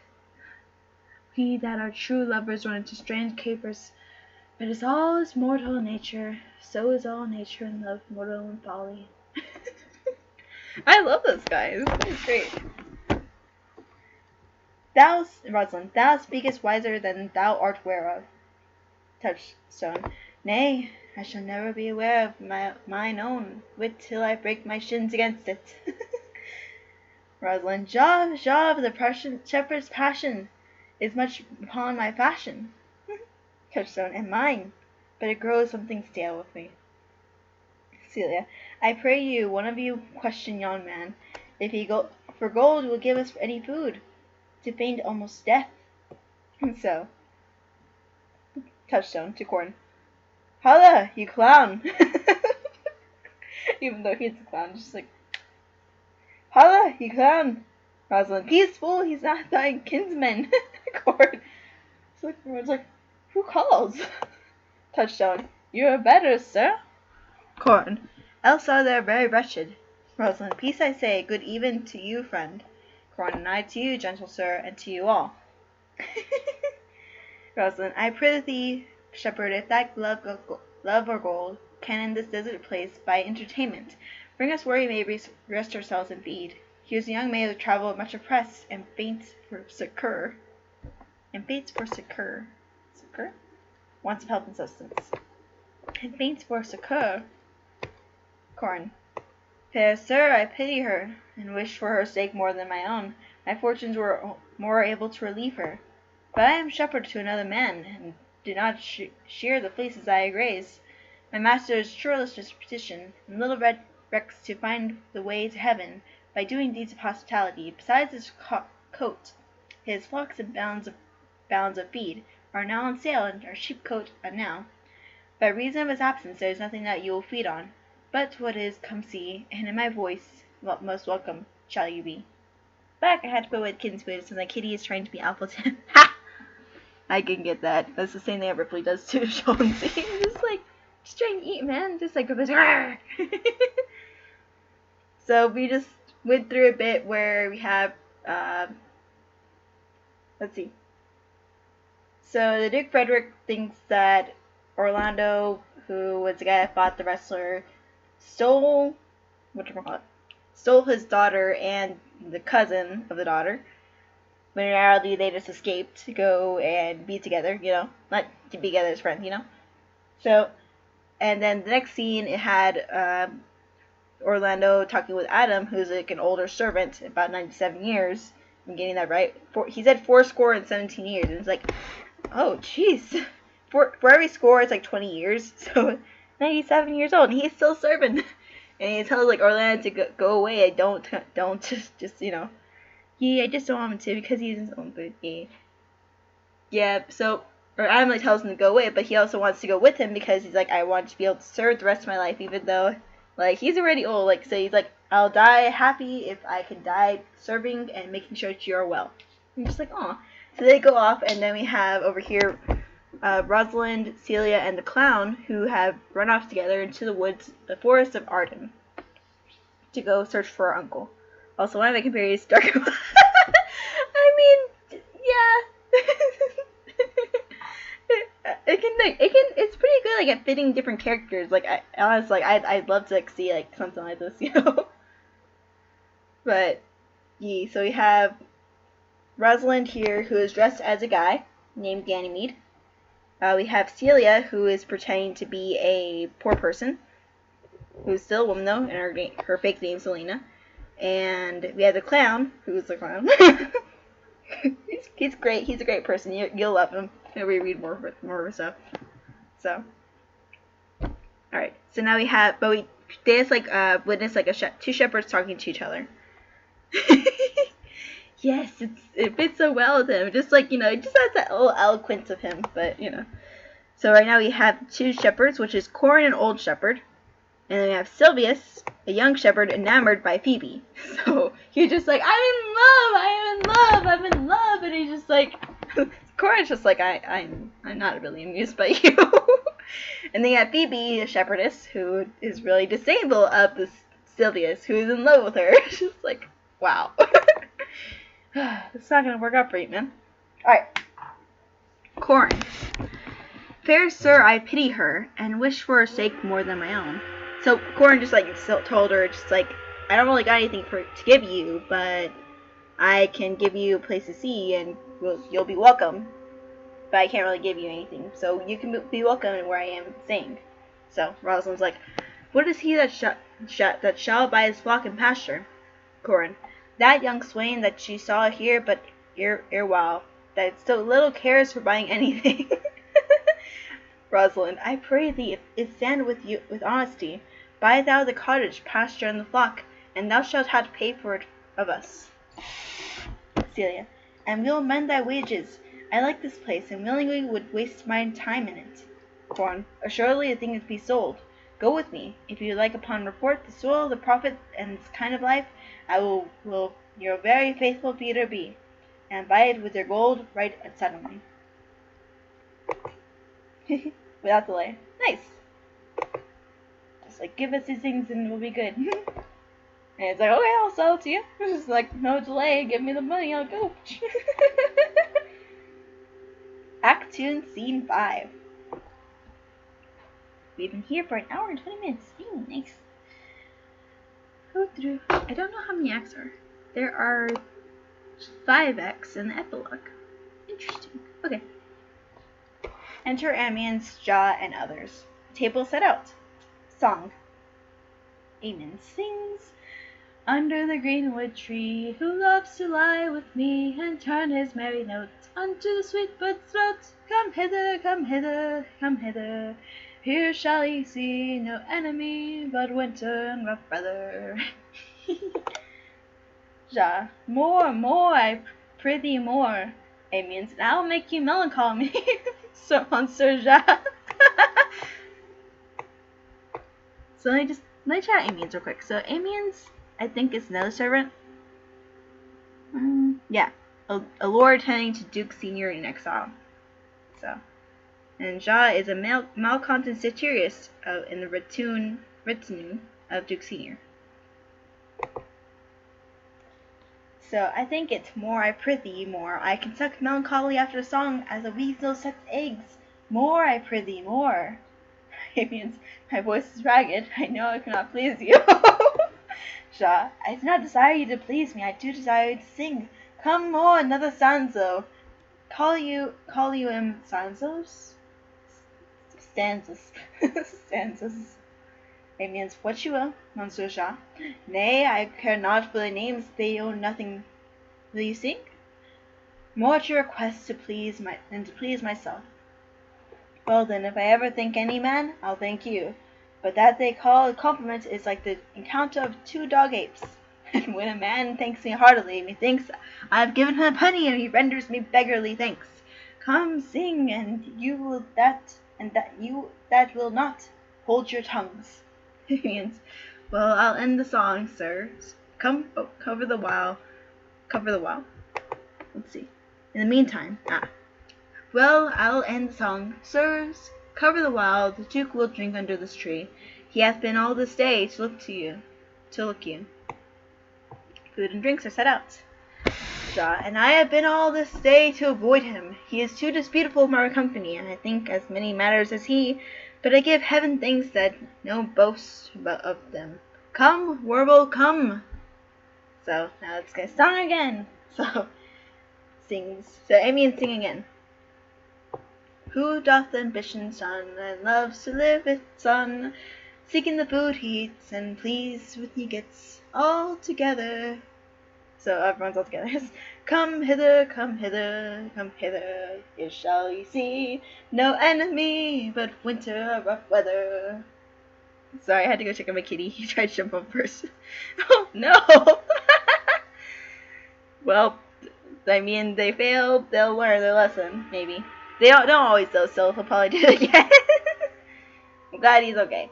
They're usually fine. They just like, it's like making noise. He's like, eh. So we're having some songs. Come hither, he shall you see no enemy but winter and rough weather. I'll give you a verse to this note that I made yesterday in despite of my invention. It means, and I'll sing it. Thus it goes. If it do come to pass that a man has turned out, living his wealth and ease, the stubborn will to please, duck dum, here shall he see gross fools as he, and if he will come to me. What's that duck dam?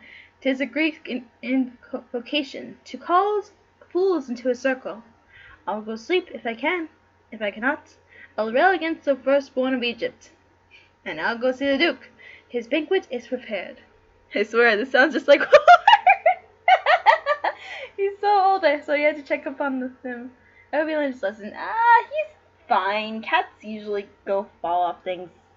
I mean, as long as it's not from the roof or something. But even then, they can climb a tree, say they're stuck up there, and then they just eventually they'll come down on their own time, and if they're scared out or something, But people will try to go after them. But the cats are fine. Just leave them in the tree. Just have a bowl of food sit on the ground, and they'll come to it. They'll figure it out. That's what they usually do. It's better for them to do that than for you to get scratched up or to fall. You know what I mean? They're fine. You're fine. And if anything, if they do see them in the tree and they're not coming down for no reason, and it's been a couple hours, call the fire people. That's what they do. They make shows about these things. Okay. The last time he done it, he heard, oh no. Okay. Well then, yeah, it's better to check on them again if they're hurting their eye. How did he hurt his eye? Sounds he's. I don't know. So we're at Act 2, Scene 6, which is really short. Yeah, some of these scenes are shorter than others, so it just depends. So that's cool. Alright. So we have enter Orlando and Adam. So Adam is a servant, and Orlando is the guy who was running away to not die by his brother. Adam, dear master, I can go no further. Oh no! Oh, I die for food. Here I lie down and measure out my grave. Farewell, kind master. Oh no! Orlando, why, how now, Adam? No greater heart in thee. Live a little, comfort a little, cheer thyself a little. If this uncouth forest yield any savage, I will either be food for it, or bring it for food to thee. Thy conceit is nearer death than thy powers. For my sake, be comfortable. Hold death awhile at arm's end. I will here be with thee presently, and if I bring thee not something to eat, I will give thee leave to die. But if thou diest before I come, thou art a marker of my labor. Well said, thou lookst cheerly, and I'll be with thee quickly. Yet thou liest in the bleak air. Come, I will bear thee to some shelter, and thou shalt not die for lack of dinner, if there be lived anything in this desert. Thanks of Adam. Cheerly, good Adam. Oh, Wilbert is Wilbert. Caught it. Oh no. Aw. That's kind of like what, don't get this wrong, hedgehogs do. They like claw out their eyes by accident. Sad. But, oh, so, so Adam, he's just like, I'm going to carry you, Adam. We're going to find food. You did not die today. Oh, that's good. That's good. Carrying a 97-year-old man. Enter Duke Senior, Amiens, and the Lords, like outlaws. Like persons who have been put aside of law and private benefits. So you have lords and we have seniors. So all these people are kind of like banished or so which one? Like we have like these outlaws, lords, but then we have this Duke Senior who's banished from the land. So then we have Amiens again. Duke Senior. I think he'd be transformed into a beast, for I can nowhere find him like a man. Amiens, my lord, he is but even now gone hence. Here he is merry hearing of a song. He is fine, and I changed his cat food too. He seemed more spry, less than lethargic. Aw, that's good. My lord, but he is but even now gone hence. Here he was merry, hearing of a song. Duke Senior, if he compacted jars grow musical, we shall have surely discord in the spheres. Go seek him. Tell him I would speak with him. So, enter Ja. Amiens, he saves my labor by his own approach. Duke Senior, why, how now, monsieur? What life is this, that you poor friends must woo your company? What, you look merrily? Ja, a fool, I met a fool if divorced, a motley fool, a miserable world. As I do live by my food, I met a fool, who laid him down and basked him in the sun, and railed on Lady Fortune in good terms, in good set terms, yet motley fool. Good morrow, fool, quoth I. No, sir, quoth he, call me not fool till heaven hath sent me fortune. And then he drew a dial from his poke, and, looking on with lacklustre eye, says very wisely, it is 10 o'clock. Thus we may see, quoth he, how the world wags. 'Tis but an hour since it was 9, then after 1 hour more 'twill be 11, and so from hour to hour we ripe and ripe, and then from hour to hour we rot and rot, and thereby hangs his tail. When I did hear the motley fool thus more all the time, my lungs began to crow like the chancellor, that fools should be so deep contemplative, and I did laugh sans intermission. An hour by his dial, O noble fool, a worthy fool, motley is the only wear. Duke Senior, what fool is this? Ja, O worthy fool, one that hath been a courtier, and says if ladies be but young and fair, they have the gift to know it, and his brain, which is as dry as a remainder biscuit after a voyage, he hath strange places crammed with observation, to which he bents, and mangled forms. Oh, that I were a fool, and ambitious for a motley coat. Duke Senior, thou shalt have one. Ja, it is my only suit, provided that you weed out better judgments of all opinions that grow rank in them. That I am wise, but I must have liberty, with all as large as a charter as the wind, to blow on whom I please, for so fools have, and they are most galled with my folly. They most laugh, and why, sir, must I so? The why is plain as to parish or church. He that a fool doth very wisely hit, doth very foolishly, though he is smart, not to seem foolish, not to seem senseless of the law, but if not, the wise man's folly is anatomized, even by a squandering glance of the fool. Then vest me in my motley, give me leave to speak my mind, and I will through and through cleanse the body, foul body of the infected world, if they will patiently receive my medicine. Duke Senior, be on thee, I can tell what thou wouldst do. Ja, what for account would I do but good? Duke Senior, most mischievous foul sin, in chiding sin, for thou thyself hast been a libertine. As sensual as the brutish thing itself, and as all the impostors and headed evils that thou with license of free foot hast caught, wouldst thou disgorge into the general world. Ja, why? Who cries out on pride, that there can therein tax any private party? Doth it not follow as hugely as the sea, till the weary means do ebb? What woman in the city do I name when I say that the woman bears The cost of princes and worthy soldiers who can come in and say that I mean her, when such one as she, such as a neighbor, or what he is a basic function, that says bravely is not my cost, thinking that I mean him, that therein suits his folly to the metal of my speech. Here, there, then, how then, what then? Let me see wherein my tongue hath wronged him, and if it do him right, then he hath wronged himself. If he be free, why then my taxing like a wild goose flies, unclaimed by any men. But who come here? Bum bum bum! Orlando's coming with a sword drawn! Oh no! I remember when I read this in my senior year, we had a different one. We had to read it out loud and people had to go with it, along with it. Some of us couldn't read. I couldn't read some of the words. Oh no. The story. I was so embarrassed. Oh no. Yeah, I can get you. It's like some of the words are kind of funky. Yeah, just like, it's like just weird. Like some of like it just sounds weird, but if you're like ever go watch a show or things like that, like it's pretty cool like how they go about it.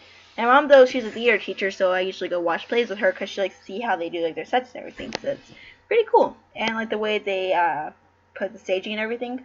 So it could be taken for different. I think I've actually seen this one because I remember Ganymede. But I remember her dressing up as a boy and then like coming out in the end. She's like, I am here, I am alive. But I couldn't remember why she dressed up. I knew she was like banished, but I didn't know why she actually went and left, and then she kept getting muck. You know what I mean? It's like, but yeah. And some of these words are a bit like odd, so it's good to like have a version that you'll be able to read. And this version actually is free online, like Internet Shakespeare editions. If you just look up Internet Shakespeare editions, all these little plays are free because, I mean, you can't really sell them. I mean, you can sell them in versions of it and everything like that, and you sell a book, but the text is free. The plays aren't free, of course. You have to go pay for them, but you can like record them. Usually, you can't really record plays or take photography of plays. But like these you can actually videotape if you want to. But I mean, I'm pretty sure they tell you the same thing. Like don't videotape at the performance because you have other people's privacy. But like it's legal. Okay. So entering Orlando with a sword drawn. Forbear and eat no more. Shaw. Why I have not eaten none yet. Orlando. Nor shalt not till necessity be served. Shaw. Of what kind should come of? Why is that word there? I'm not gonna say that. Why? What kind of this chicken come of? I have funny stories all over. Duke Senior to Orlando. Art thou thus boldened, man, by thy distress, or else rude despiser of good manners, and that civility thou seemest so empty? Orlando. You touched my vein at first. The thorny point of bare distress hath taken from me the show of smooth civility. Yet I am an inland bred, and know some nurture, but forbear, I say, he dies at touches of any of his fruit, till I and my affairs are answered. Shaw. And you will not be answered with reason. I must die. What? Duke Senior. What would you have? Your gentleness shall force more than your force move us to gentleness. Orlando. I almost die for food, and let me have it. Duke Senior. Sit down and feed, and welcome to our table. To speak you so gently, pardon me, I pray you. I thought that all things have been savage here, and therefore I put on a clement. But where you are, that in this desert is inaccessible, under the shade of melancholy boughs, you lose and neglect the creeping hours of time. If I ever have looked up on better days, if I have ever been where bells have knolled to church, if I have ever sat at good men's feet, if I have ever your eyelids with a tear, and know what 'tis to pity and to be pitied. Let gentleness be my strong force and be, in which hope I flush and hide my sword. Jesus, Duke Senior. True is it that we have seen better days, and have been holy bell, been all to church, and sat at good men's feasts, and wiped our eyes of drops and sacred pity has engendered. And therefore sit you in gentleness, and take upon command what we have, that to your wanting may be ministered. Rhonda. But forbear your food little while. Whiles like a doe I go find my fawn, and give it food. There is a poor old man who after me hath many a weary step, limpid and pure love. till he be first sufficed, oppressed with 2 week evils of age and hunger. I will not touch a bit. Duke's ear. Go find him out, and we will nothing waste till you return. Orlando. I thank ye, and be blessed for your good comfort. Oh, so they're gonna go helping. Yay. I hope Adam's okay. Well, I hope he's okay. Duke's ear. Thou seest, for we are not all alone. Unhappy. Thou seest, we are not all alone unhappy. This wide and universal theatre presents more woeful pageants than the scene wherein we play in. But is that like they're breaking the fourth wall? Ja. All the world's a stage, and all the men and women merely players, and they have their exits and their entrances, and one man plays many parts. His acts begin being 7 ages. At first the infant, mewling and pucking in the nurse's arms. Mewling and puking. Mewling and puking in the nurse's arms. Then the whining schoolboy with the satchel and the shining morning face, creeping like a snail unwillingly to school. Then the lover, sighing like a furnace with a woeful ballad made to his mistress's eyebrow.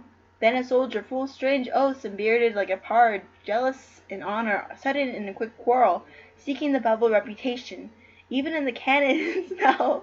Then the justice, in fair round belly with good cap and line, with eyes severe and beard formal cut, full of wise saws and modern instances, and so he plays his part. The 6th age shifts into a lean and slippered pantaloon, with the spectacles of nose and pouch on side.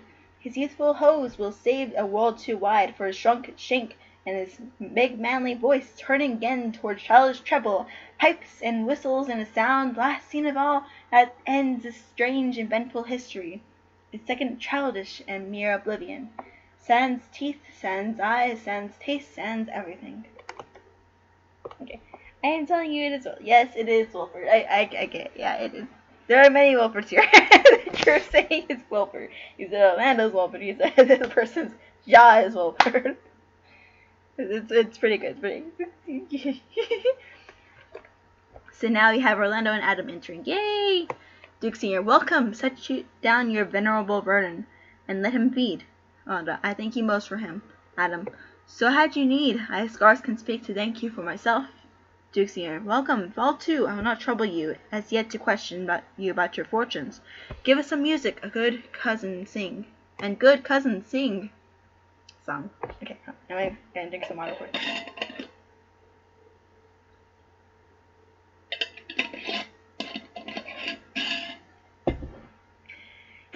Yeah.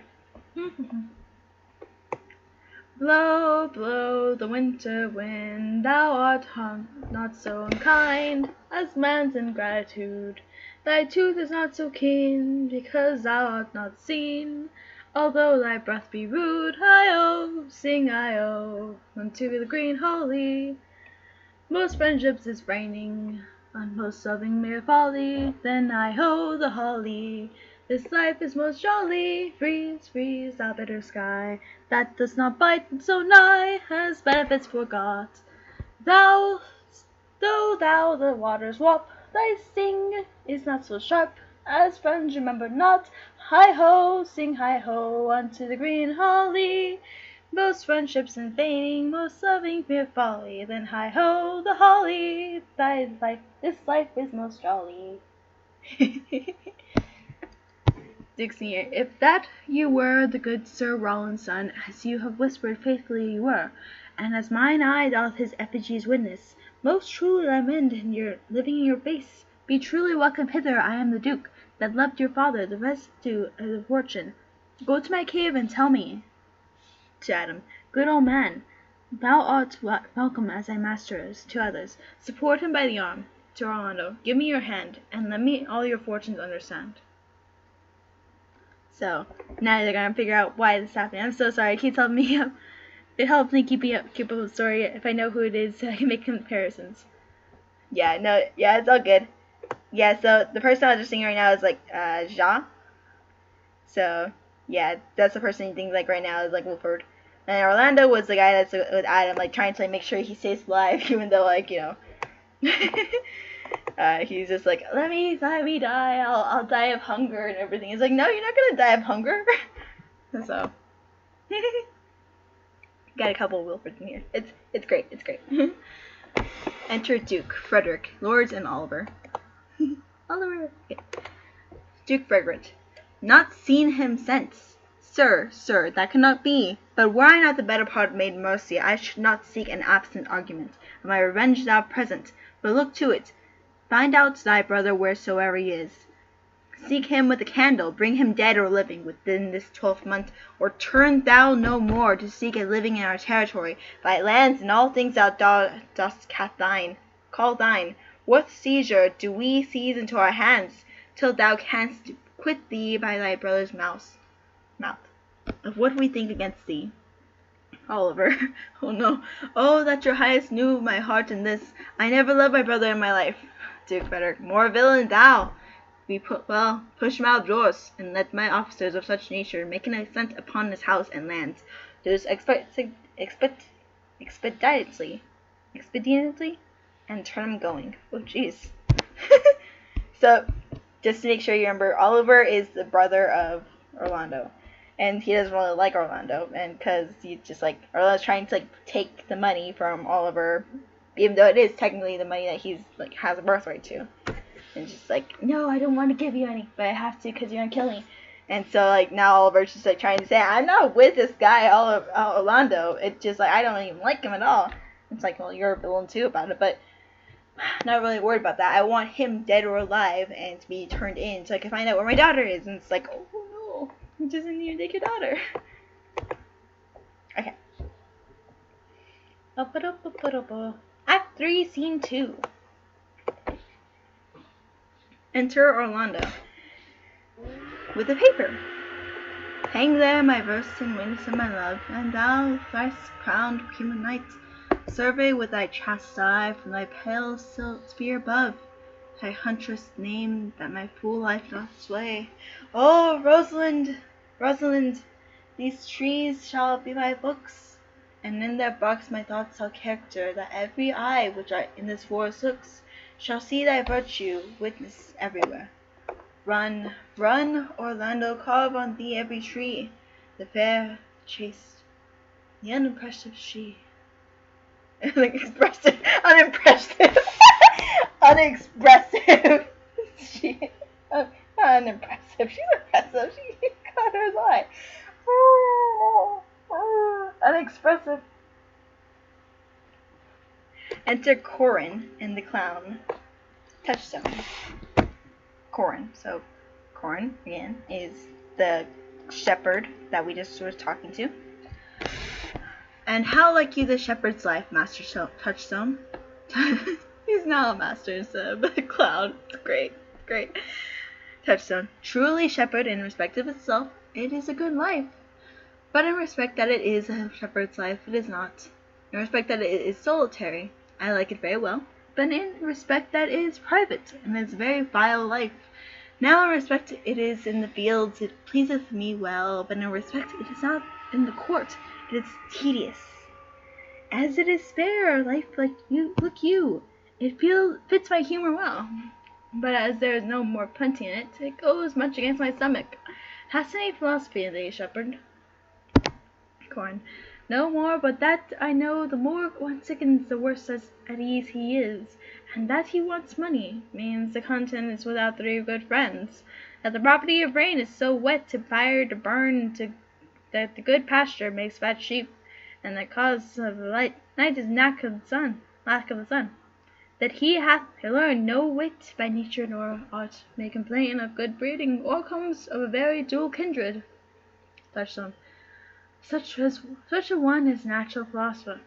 Wast ever in a court, shepherd? Corn. No, truly. Touchstone. Then art damned. Corn. Nay, I hope. Touchstone. Truly, thou art damned like an ill-roasted egg, all on one side. Corn. For not being out of court? Your reason. Touchstone. Why, if thou never wast at court, thou never sawest good manners. If thou never sawest good manners, then thy manners must be wicked, and wickedness is sin, sin is damnation. Thou art as a part of states, shepherd.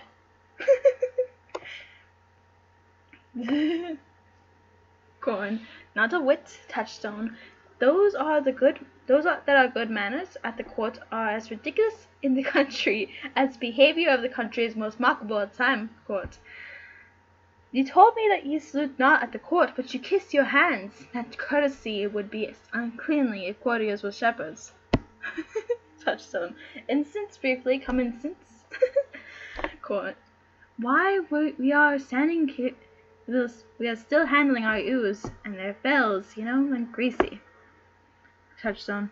Why do you not Corridor's hands wet? And is not the grease of a mutton as fulsome as the sweat of a man? Shallow, shallow. I better instance, I say. Come. Go on. Besides, our hands are hard. Touchstone. Your lips will feel them sooner. Shallow again. A more sounder instance. Come. Corn. And they are often tarred over the surgery of our sheep, and would you have us kiss tar? The courtier's hands are perfumed with civet. Touchstone. Most shallow man, thou warms meat in respect of a good piece of flesh indeed. None of the wise and perpend. Civet is a bastard birth on tar, the very and clearly flux of a cat. Mend the instant, shepherd. Corn. You have too courtly a wit for me. I'll rest. Touchstone. Wilt thou ye rest damned? God help thee, shallow man. God make incision in thee. Thou art raw. Corn. So I am a true labourer. I earn that I eat, and get that I wear. Oh, no man hates, envy no man's happiness, glad of other men's good, content with my harm, and the reddest of my pride is to see my ewes graze and my lambs suck. Touchstone. That is no simple sin in you, to bring the ewes and the rams together, and to offer to get living by a copulation of cattle, to be bawd to a bellwether, and to betray the she-lamb of the 12th month to crooked padded old cuckoldly ram. Let's see what this is. Cuckoldly, horned, as symbol of having unfaithful female partner. Oh no! And to betray a she-lamb of the 12th month to crooked padded old cuckoldly ram, out of a reasonable match. If thou beest not damned for this, the devil himself will have no shepherds. I cannot see how thou should escape. Corn. Here comes young Master Ganymede, his new mistress' brother. Bum bum bum. Enter Rosalind, reading a paper. Rosalind. From the east to the western end, no jewel is like the Rosalind. Her worth must be melted on the wind, through all the world bears Rosalind. All the pictures bear slime, but the back to Rosalind. Let no face be kept in mind, but the fair Rosalind. Aww. Touchstone. Our rhyming is so 8 years together, dinners and suppers and sleeping hours expected. Is the right but a woman's rank to market? Rosalind. Out! Fool! Touchstone. For a taste. If a hart do like a hind, let him seek out Rosalind. If the cat will after kind, so be sure will Rosalind. Wintered garments must be lined, so much slender Rosalind. They that reap must sheep and blind, then to cart was Rosalind. Sweetest nut hath sourest rind, such nut as Rosalind. He that is sweetest rose will find, much love pricks in Rosalind. Let's find love's prick in Rosalind. Dude.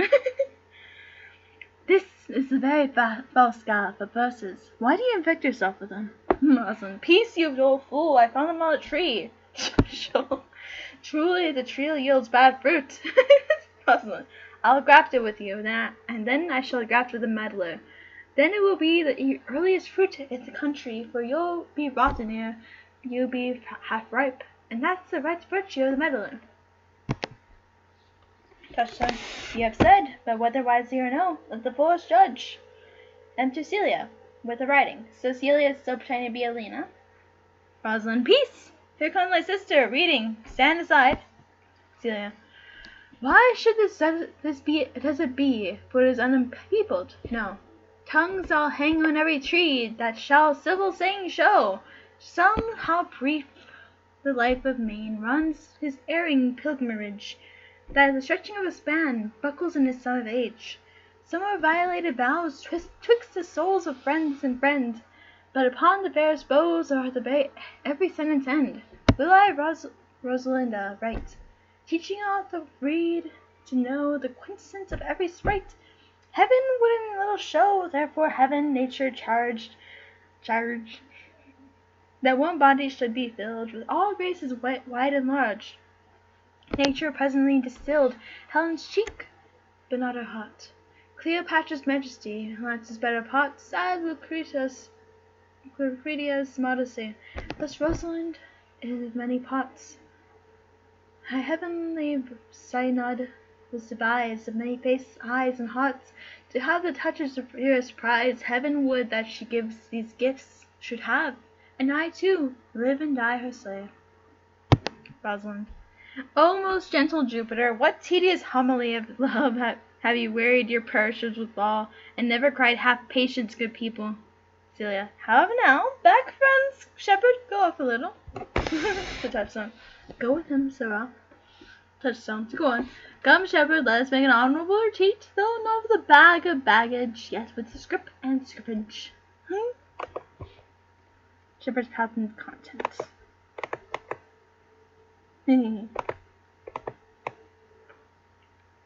So they're saying it's like Celia's like, didst thou hear these verses? Rosalind, oh yes, I heard them all, and more too, for some of them had in them more feet than the verses would bear. Celia, does so matter? The feet might bear the verses.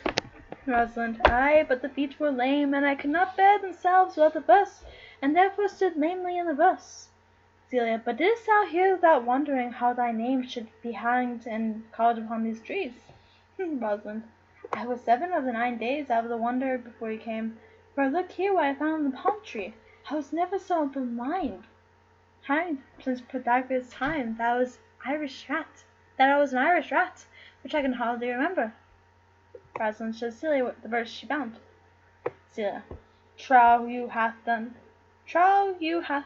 this. Rosalind, is it a man? Celia, and the chain that you once wore about his neck, change your color? Change your color. Do you blush? There's like a gnat here. Okay. If you hear like a random like clap, it's because I'm trying to catch a gnat. And a chain that she once wore about his neck, change your color? I prithee, who? Oh, Lord, Lord, it is a matter of friends to meet, but mountains may be removed with earthquakes so encounter. Rosalind. Nay, but who is it? Celia. Is it possible? Oh, y'all are a couple minutes behind now. I mean, it's not too bad though. Like you're still like in a good time, so I think. And y'all like got like a blurry. Why is it so blurry? Ah, oh. It is okay. Let's see how this looks over here.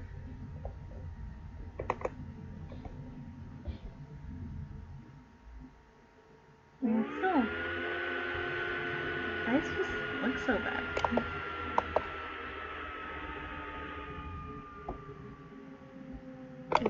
Good. I don't need to see that. Okay.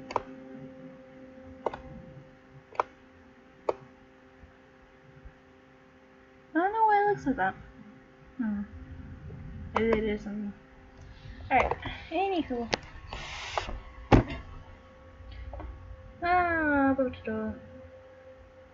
Nay, but who is it? Is it possible? Nay, I prithee now, with most petitionary vehemence, tell me who it is. Celia, oh, wonderful, wonderful, most wonderful, wonderful, and yet again wonderful, and after that, heart of all hooping. Rosalind, good my complexion. Dost thou think, though I am in comparison like a man, I have a doubt and hose in my disposition? One inch of delay more in the South Sea is discovery. I prithee, tell me who it is quickly, and speak a piece.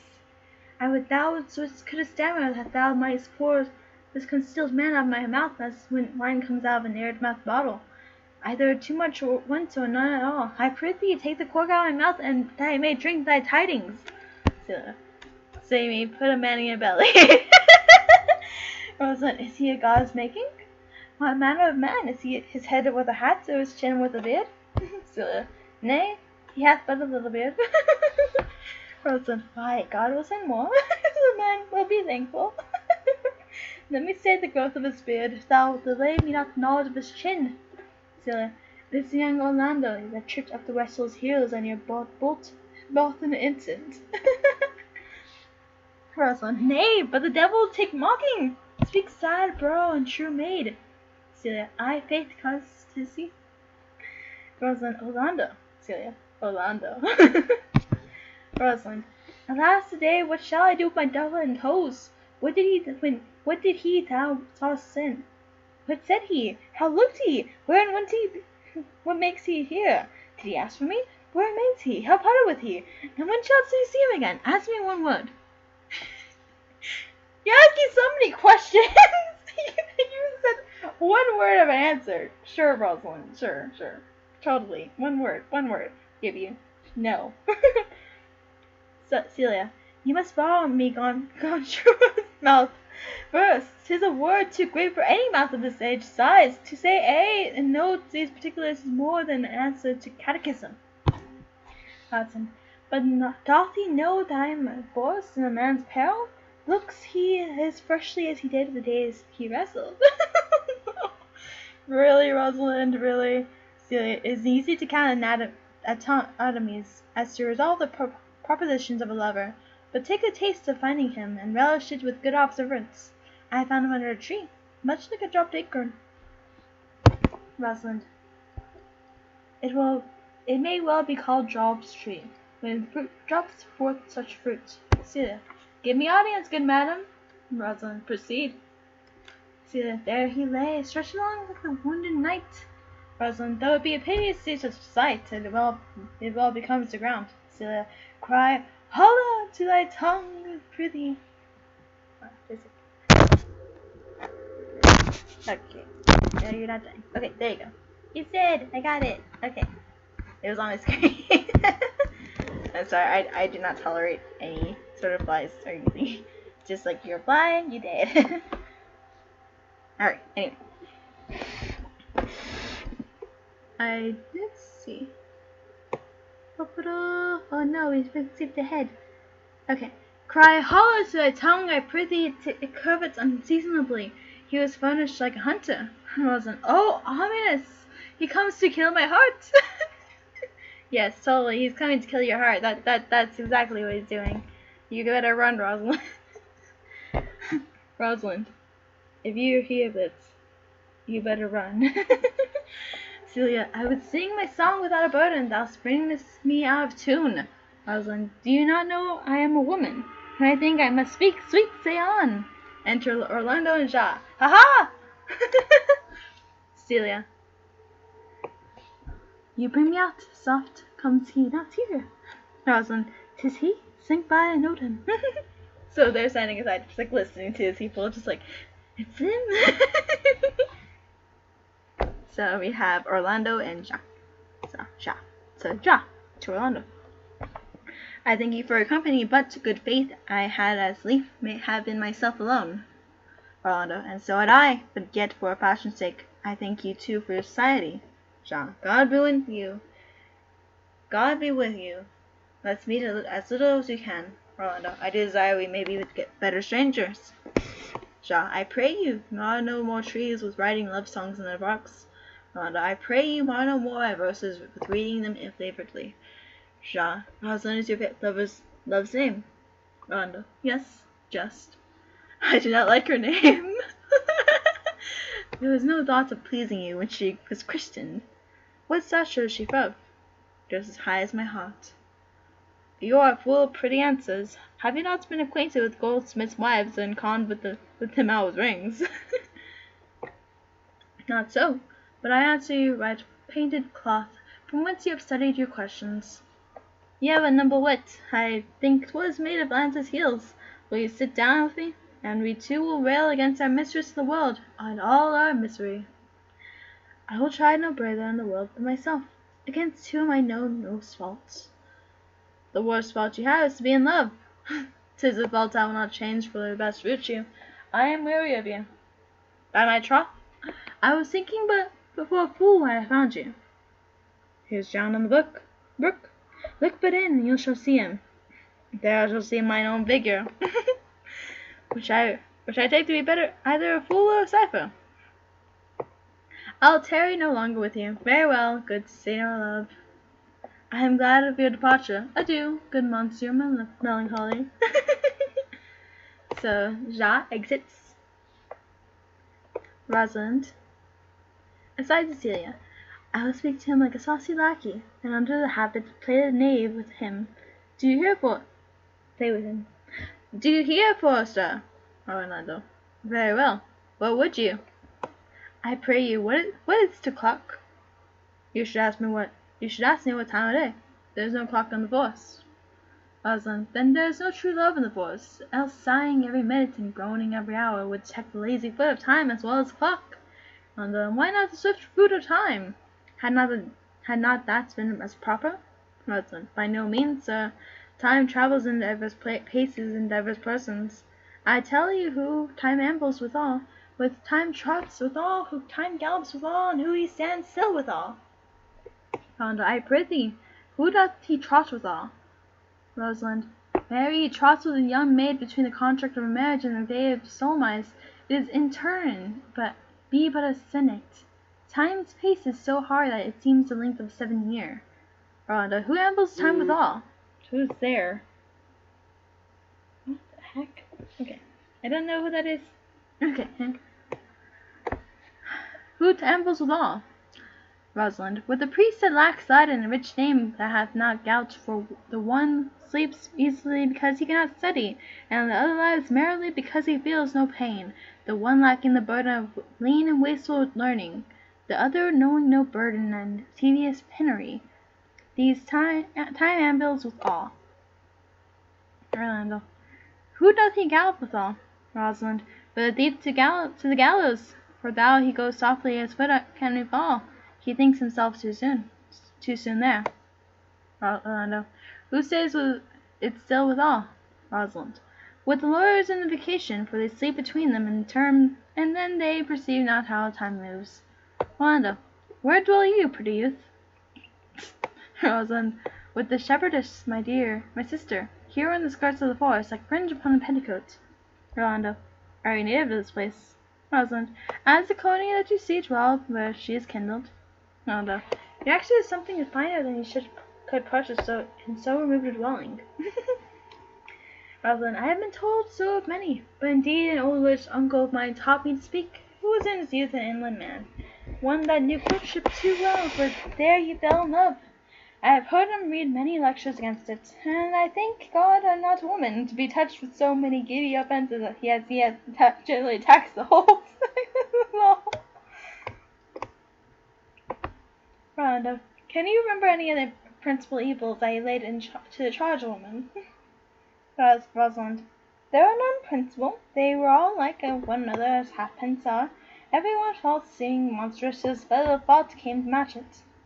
Rhoda. I prithee recount some of them. Rosalind. No, I will not cast away my physique, but on those that are sick. There is a man hot to the poorest, that abused our young plants with carving Rosalind on their bucks, hangs odes upon hawthorns and elegies upon panels, all forsooth did bind the name of Rosalind. If I could meet that fancy monger, I would give him some good counsel, for he seems to be half quitted in love upon him. I am he that is so love-shaked. I pray you, tell me your remedy. Rosalind. There is none of my uncle's marks upon you. He taught me how to know a man in love, in which cage of rushes I am sure you are not a prisoner. Orlando. Or his marks? Rosalind. A lean cheek which you have not, a blue eye sunken which you have not, an unquestionable spirit which you have not, a beard neglected which you have not, but I pardon you for that, for simply your having a beard is younger brother's revenue. Then your hose should be unguarded, your bonnet unbanded, your sleeve unbuttoned, your shoe untied, and everything but to demonstrating the careless desolation.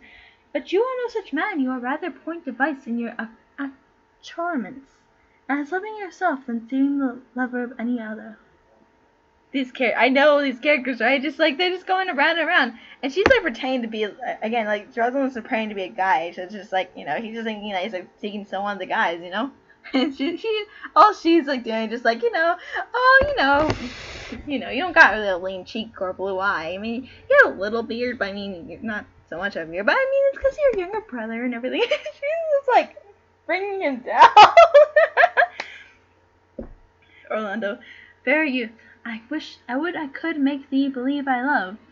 Rosalind, me believe it. You may as soon make her that you love believe it. Which I warrant she's apter to do than best she does. That is one of the points in which the women still give the lie to their consciousness. But consciences. But in good sooth, are you that that hangs the verses on the trees wherein Rosalind is so admired? Orlando, I swear thee, youth, by the white hand of Rosalind, I am that fortunate he. Rosalind, but are you so much in love as you rhyme speak? Orlando, neither rhyme nor reason can express how much. Rosalind, love is merely a madness, and I tell you, deserves a well-dark house and a whip as men do. And the reason why they are not so punished and cured is that the lunacy is so ordinary that the whippers are in love too. Masochism. That is so great. That's great. Yet I profess curing it by counsel. Orlando, did you ever cure any so? Rosalind, yes, one, and in this manner. He used to imagine me his love, his mistress, and I set him every day to woo me. At which would I, being but a moonish youth, grieve effeminate, changeable, longing, and liking proud, fantastical, apace, shallow, and inconstant, full of fears, full of smiles, for every passion something and for no passion truly anything, as boys and women are for the most part cattle of this color, would now like him, now loathe him, then entertain him. Then forswear him, now weep for him, then spit at him, then diatribe my suitor from his mad humour of love to living humour madness, which was to forswear the full stream of the world, and to live like a nook, merely monastic. And thus I cured him, and this way will I take upon me to wash your liver as clean as sound sheep's heart, that there shall not be one spot of love in it. Orlando, I would not be cured, youth. Rosalind, I would cure you, if you would but call me Rosalind, and come every day to my cote to woo me. Orlando, now, by faith of my love, I will. Tell me where it is. Rosalind, go with me to it, and I'll show you. And by the way, tell me where in the forest you live. Will they go? Orlando, with all my heart, good youth. Rosalind, nay, you must call me Rosalind. Come, sister, will you go? Nice. He doesn't know he's actually following the actual Rosalind. Bum, bum, bum. Let's see where we're at. Okay. Act Scene 3. Enter Touchstone the Clown, Audrey and Ja behind. Touchstone, come apace, good Audrey, I will fetch up your goats, Audrey. And now, Audrey, am I the man yet? Doth my simple feature content you? Who's Audrey? Who be you, Audrey? Let's see who you are. I like how Touchstone the Clown, like it's just like some clown Touchstone. Hey Brandon, how you doing? We're reading some Shakespeare. Woo-wee. So we're reading Shakespeare as you like it. If you'd like a rundown of it, I'll tell you. Let me figure out who Audrey is real quick. Audrey, who you be? Yeah, those people who's our watch. Audrey. Okay, a county wench. Okay. Anyway, to get you up to speed, we are reading As You Like It. We are in Act 3, Scene 3. So in the beginning, we have this guy named Oliver, who is basically he got passed down from a lot of money from his father, but also his brother did, But he doesn't really let his brother have any of it, so you have this guy Orlando who just basically I want my money. It's my birthright, And so he literally almost strikes his brother about it. He's choking him, just like, give it to me. He's like, no, let me go, let me be. And he's like, he promises that he'll pay him, right? But then it's just kind of underhandedly, he tells his servant just I'm going to make sure that he doesn't get any of it, and he's going to have like the last of his days. So then the next scene, like you see Orlando go and fight like some Charles the wrestler, who like the known wrestler of the land, just to be able to go rough him up or whatever, right? Just to see like where his strength is. And so he gets the guy and he literally throws him, and then so Charles can't speak anymore after like they wrestle him. So it's like, well, he beat Charles, and then at the same time he woos Rosalind, who is the daughter of a duke that has been banished. So let's see. Okay. And then so you have Celia, her friend, who's just like nagging her about it, and just like, you know, it's just like, oh, you two should go love each other or something like that. You know, it's just like, oh, ships. It's just like Rosalind's like, no, I mean maybe, I don't know. But then it's soon bashed because Celia's father, who's the Duke of the land, Duke Frederick. Oh no. Anyway, Duke Frederick. That's fine. Anyway, Duke Frederick, who is whatchamacallit, but Duke of the land. Sorry, I spelled something. I think go. Just remind me, Duke Frederick. Oh, jeez. Be right back after I clean this mess. Why did I keep all these?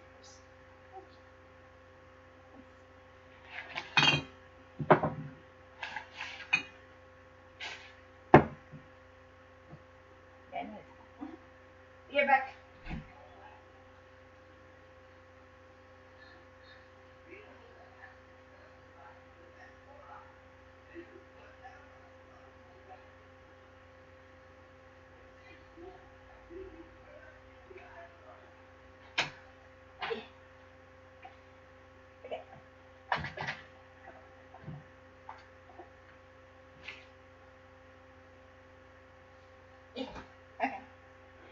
Sorry, I'm back now. Okay, so Duke is just the Duke Frederick person, who is like the Duke of the land, is like, hey, your father's a traitor, and I think you are too, so get out. He basically just tells Celia's best friend to get out because he thinks of her as traitor as her father. And it's just like, yeah, Duke Frederick, yes. Thank you, Brennan. Thank you. Yeah, so Rosalind's like, I've done no wrong. I mean, like, sure, you looked down upon my father, but I've done nothing. And like, have you done anything to put on me? And it's like, no, I'm good. I spilled some water that was behind me, so I shouldn't. Like, my arms like go everywhere, so it's all good. It's all good. Anywho, so Duke Frederick, whatchamacallit? So he threatens that if she stays on their land, she's gonna die. Alright, and Celia, he leaves, and Celia's like, no, that's not good at all. You know, so she devises a plan with Rosalind to be able to stay friends, you know, because they're like best friends. It's like, you know, it's like, I'm not gonna just let them like take you like that. You're my best friend. It's like, oh, best friend. So they devise a plan. So Rosalind is pretending to be a guy named Ganymede. And Ganymede. I get it, yay! Okay. And Celia is pretending to be like a poor woman named Alina. And they're also traveling with the clown, Touchstone the clown. And so they leave, and the father though thinks that she's been kidnapped. And so he blames Orlando, who was last seen with them, and so he's just like trying to look for Orlando so he can be able to like just whack him upon the head, you know? And then you have Oliver over here, who is like the brother of Orlando. He's like, I don't know where he is, but if I don't get him, then this Duke's gonna throw me off too. Ah! So now everyone's looking for Orlando and these other people, trying to figure out what's going on. And so now they're in the woods. So you have Rosalind, Alina, and the clown. Yes, the clown. The clown is wonderful. Yes. Whatchamacallit? You have Rosalind and Alina. Rosalind, Celia, and the clown all in the woods. They find shepherds. The older shepherd is willing to help them. They're allowed to go to the wood, but before that he goes and his his servant, Adam, who is like 97 years old, mind you. Jeez, I can't believe he's old. He's like, don't come back home or else your bed will be burned, literally. You know, it's just like, so don't come back, but let me go with you so that I can still serve you to the end of my days. I can serve you until death. You know, it's just like, oh. So he takes them with him. But eventually, what happens is like Adam gets hungry and it's like he's like starving and he's like willing himself to die at this point. Just like Orlando's like, no, you're not gonna die yet. I'll find you food. It'll be fine. It'll be fine. Need water.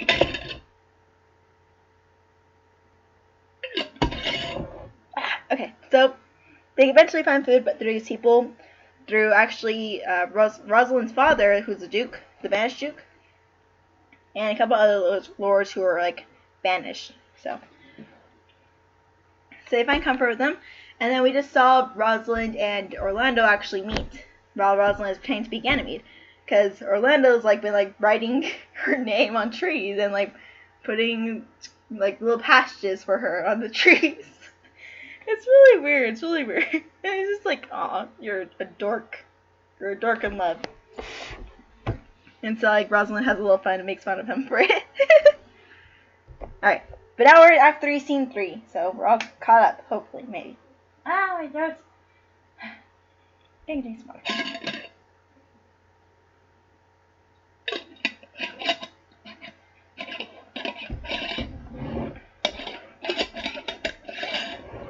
Okay. Act 3, Scene 3. Enter Touchstone the Clown, Audrey, who is a wench, and Ja, who is behind. Touchstone. Come apace, good Audrey, I will fetch up your goats. Audrey, and now, and how, Audrey, am I the man yet? Doth my simple feature content you? Audrey. Your features, Lord warrant us, what features? Touchstone. I am here with thee and thy goats, as the most capricious poet. Honest Ovid was among the gods. Ja.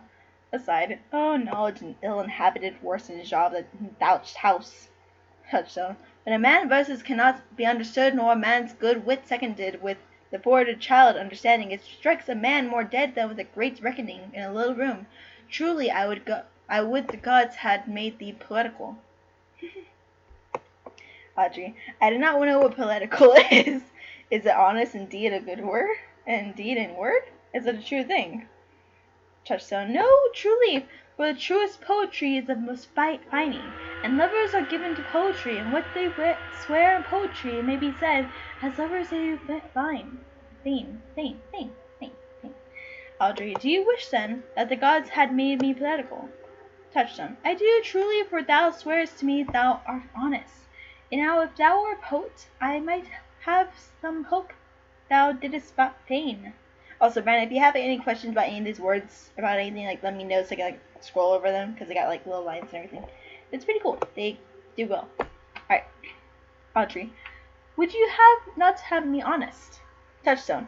No, truly, unless thou wert hard favor, for honestly coupled is to beauty, is to have honey a sauce to sugar. Ja. Aside. Material fool. Audrey, well, I am not fair, and therefore I pray the gods make me honest. Touchstone, truly, and to cast away honesty upon a fowl's, oh no, or to put good meat into an unclean dish.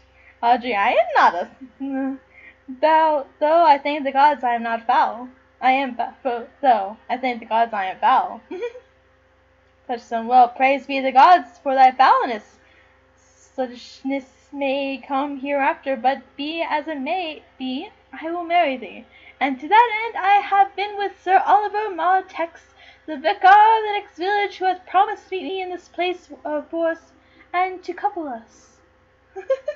Shaw aside, I would fain see this meeting. Audrey, well, the gods give us joy. Touchstone, amen. A man may, if he were a fearful heart, stagger an attempt, for here we have no temple of the wood, no assembly but horned beasts. But what though? Courage! As horns are odious, they are necessary. It is said, many a man knows no end of his goods. Right, many a man has good horns and knows no end of them. Well, that is the dowry of his wife. 'Tis none of his own getting. Horns? Even so, poor man alone. No, the noblest deer hath them as huge as the rascal is a single man, therefore blessed. No, as the walled town is more worthy than a village, so is the forehead of a married man who honor more honorable than the bare brow of a bachelor. And how much defense is better than no skill? And so much is a horn more precious than to want. You're so filled with BS, Puffstone. Like, wow. Oh, if only she were to know. Enter Sir Oliver Martex. Who will be you? Why be you? Oh yeah, Sir Oliver. So this is Orlando's brother. And it's just like, how dare you. Okay. Here comes Sir Oliver. Sir Oliver Martex, are you all well met? Will you dispatch us here under this tree, or shall we go to your chapter? Wait, is this Oliver? No, it is. It is a county vicar. What's a vicar? Let's see what vicar is.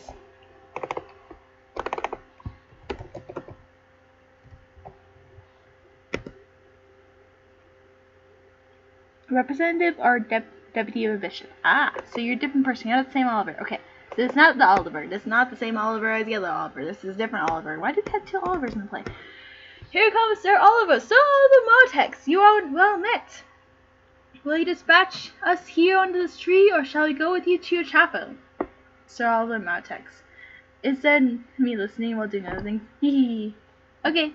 It's all good because the screen's kind of buggy anyway. It's like not always like that good. So is a nun to give here to the is a nun here to give the woman?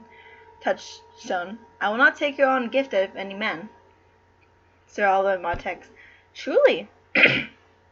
She must be given, or the marriage is not lawful. Jacques, coming forward.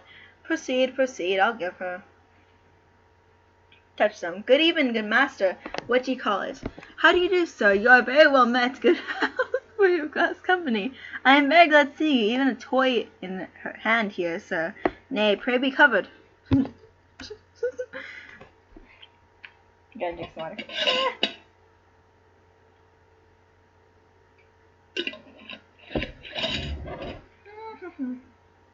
Shaw.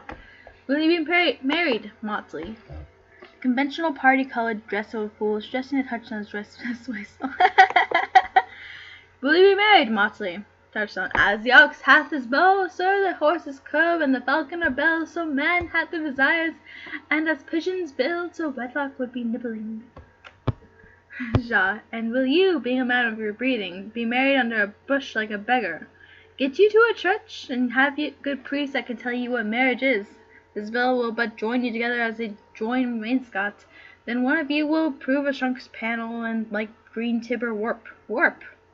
Touchstone. I am not in the mind, but I were better to be married of him than of another, for he is not like to marry me well, and not being well married, it'll be a good excuse for me hereafter to live my life. You, why? Jacques, go thou with me, let me counsel thee. Touchstone. Come, sweet Audrey, we must be married, or we must live bawdry. Farewell, good Master Oliver, not. Oh, sweet Oliver, oh, brave Oliver, leave me not behind thee. But wind way, be gone, I say, I will not be wedding with thee. Great, that's great. Sir. So they all exit, and it's like Sir Oliver Martex. Tis no matter, never a fantastical knave of them all shall thwart me out of my calling. Great. The bum. It's just like, oh, but if it's not good, I have much more such a lead to leave my life, but it's like, okay. Enter Rosalind and Cecilia. Rosalind. Never talk to me, I will weep. Cecilia. Do I prithee, but ye have the grace to consider that tears do not become a man. Rosalind. But have I not cause to weep? Cecilia. And as good cause as would one desire, therefore weep. Rosalind. His very hair is resembling colour. Cecilia. Something browner than Judas Mary. His kisses are Judas' own children. Rosalind. My faith, his hair is of a good colour. Cecilia. An excellent colour. Your chestnut was ever only the only colour. Rosalind. And his kissing is a full certainty as touch of holy bread. Cecilia. He hath bought a pair of Cassilus and Diana. and none of Winter's sisterhood kisses not more religiously. The very ice of chastity is in them. Rosalind. But why did he swear he would come this morning, and comes not? Celia. Nay, certainly there is no truth in him. Rosalind. Do you think so? And Sir Orlando doesn't show up. He can be in trouble. Celia. Yes, I think he is not a pick person or a horse stealer, but for his renty love, I do think him as a concave as a covered goblet, or a worm-eaten nut. True. Rosalind. Not true enough. Celia. Yes, when he is in, but I think he is not in. Rosalind. You have heard him swear downright he was. Celia. Was, is not is. Besides, those of the lover is not stronger than the word of a tapster. They are both the confirmer of false reckonings. He attends here in the forest of the Duke, your father. Rosalind. I met the Duke yesterday, and he has much question with him. He asked me of what patronage I was. I told him. As good as he, so he laughed and let me go. But what talk we of fathers, when there is such a man as Orlando? Said, oh, that's a brave man. He writes brave verses, speaks brave words, swears brave oaths, and breaks them bravely. Quite traverse athwart the heart of his lover, as puny a tilter spurs his horse on one side, breaks his staff like a noble goose. But all's the brave that youth mount and folly guides. Who comes here? Enter Corn. Mistress and master, you have often inquired that the shepherd that complained of love, who say you saw sitting by me on the turf, praising the proud, disdainful shepherdess. That was his mistress. Celia. Well, and what of him? Corn. If you will see a pageant truly displayed between the pale complexion of true love and the red glow of scorn and proud disdain, go hence, little, and I shall conduct you, if you will mark it. Rosalind. Oh, come, let us remove. The sight of lovers feedeth these in love. Bring us to his sight, and you shall say, I'll prove a busy actor in their play. Bum, bum, bum. Okay. Act 3, Scene 5. Enter Sylvius and Phoebe. Phoebe. So Sylvius is like the shepherd that's in love with Phoebe, and Phoebe's just like, don't care. Sylvius. Sweet Phoebe, do not scorn me. Do not, Phoebe. Say that you love me not. Say not so, in bitterness. The common executioner, whose heart the accustomed sight of death makes hard, falls not the axe upon the humbled neck, but first begs pardon. Will you sooner be that he that dies and lives by the bloody drops? Enter Rosalind, Celia, and Corn, at a distance. Phoebe. I would not be thy executioner. I fly thee, for I would not injure thee. Thou tell'st me there is a murder in mine eyes. 'Tis pretty sure and very probable that eyes that are frailest and softest, who shut the coward gates on enemies, should be called tyrants, butchers, murderers. Now I do from now on thee with all my heart, and if mine eyes can wound, now let them kill thee. Now counterfeit the swoon. Why now fall down, or if thou canst not, oh, for shame, for shame! Lie not the same mine eyes are murderers. Now show the wound my eyes hath made in thee. Scratch thee but with a pin, and there remains some scar of it, lean upon a rush. The cicatrice and capable of pressure thy palm some moment keep.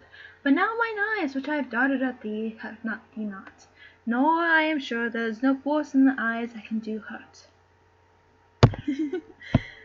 Sylvius. Oh, dear Phoebe, if ever as that ever may be near, if we meet in some fresh creek in the power of fancy, then shall ye know the wounds invisible that love's keen arrows make. Phoebe. But till that time, come not thou near me, and when that time comes, afflict me with my mocks, pity me not, as till that time I shall not pity thee. Jeez. Rosalind, advancing. And why, I pray you? Who might be a mother, that you exalt, and all at once, over the wretched? What thou, you have no beauty, as by my faith I see no more in you, than what thou candle may go dark to bed. Must you be therefore proud and pitiless? Phoebe gazes intensely at Rosalind. Why, what means this? Why do you look on me? I see no more in you than the ordinary of nature's tale work. Odds of my little life, I think she means tinkle my eyes too. No faith, proud missus, not hope not after it. 'Tis not your inky brows, your silky black hair, your black silk hair, your bull eyes, holes, nor your cheek of cream, that can tame my spirits to your worship. Basilius. You foolish shepherds, wherefore do you follow her, like foggy south, puffing with wind and rain? You are 1,000 times a properer man than she a woman. 'Tis such fools as you that make the world such ill-favoured children. No, 'tis not her glass, but you that flatters her, and out of you she sees herself more proper than any of her alignments can show her. Oh, but, mistress, know yourself, down your knees, and thank heaven, fasting for a good man's love. I must tell you friendly here, sell when you can. You are not to follow markets. Cry the man mercy, love him, take his offer. Foul is not the soul of most soul. Foul is most foul, being foul to a scoffer. Silius. Take her to thee, shepherd. There you are. Phoebe. Sweet youth, I pray you try a year together. I had rather hear you try this man than this man woo. Rosalind to Phoebe. He's fallen in love with your foulness. To Sylvius. And she'll fall in love with my anger. If it be so, as fast as she may answer thee with fine looks, I'll toss her with bitter words. To Phoebe. Why look you so upon me? Phoebe. For no ill will I bear you. So Phoebe's interested in Rosalind because he looks like Ganymede. Because she, like, Rosalind's still dressed up as Ganymede here. So, and Phoebe's just like, oh, you're really interested in this. Rosalind, I pray you do not fall in love with me, for I am falser than the vows made to wine. Besides, I like you not. To Sylvius, if you will know my house, 'tis at the tuft of olives here hard by. Will you go, sister? Shepherd, ply your hand. Come, sister, shepherdess, look on him better, and be not proud, though all the world could see, none could be so abused in sight as he. Come to our flock.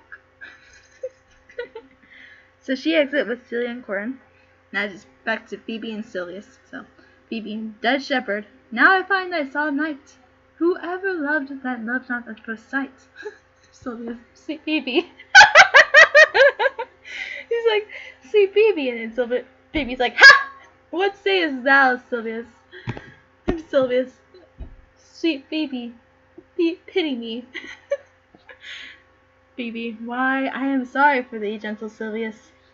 Sylvius, wherever sorrow is, relief would be. If you do sorrow my grief and love, by giving love your sorrow and my grief, we're both exterminated.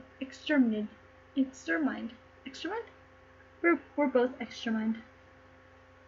Thou, Phoebe, thou hast my love. Is not that neighborly? Sylvius, I would have you. Phoebe, why that were covetousness. Sylvius, the time that I hated thee, and yet it is not that I bear thee love, but since thou canst talk of love so well, thy company, which erst was irksome to me, I will endure, and I'll avoid thee too. But do not look forward to future recompense, than thine own gladness that thou art employed.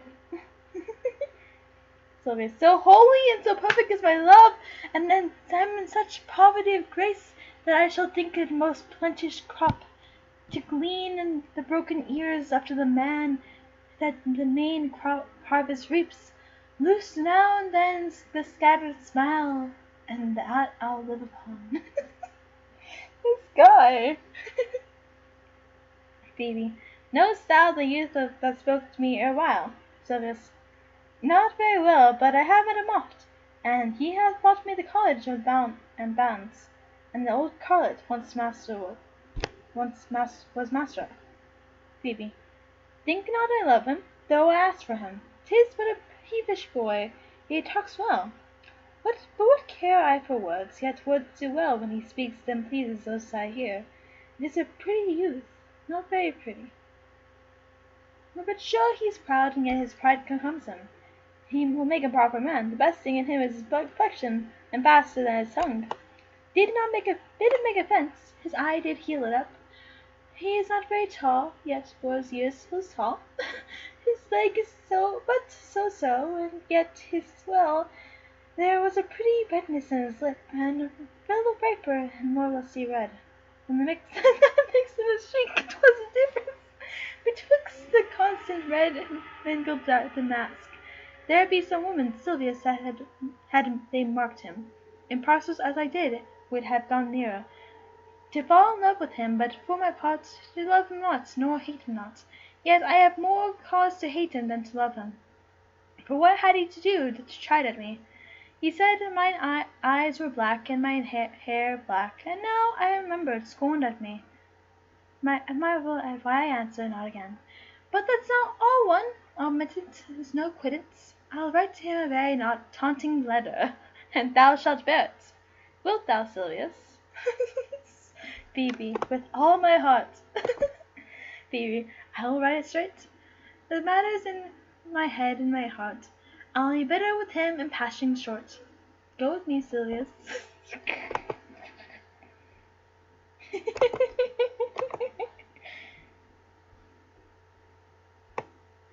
Act 4, Scene 1.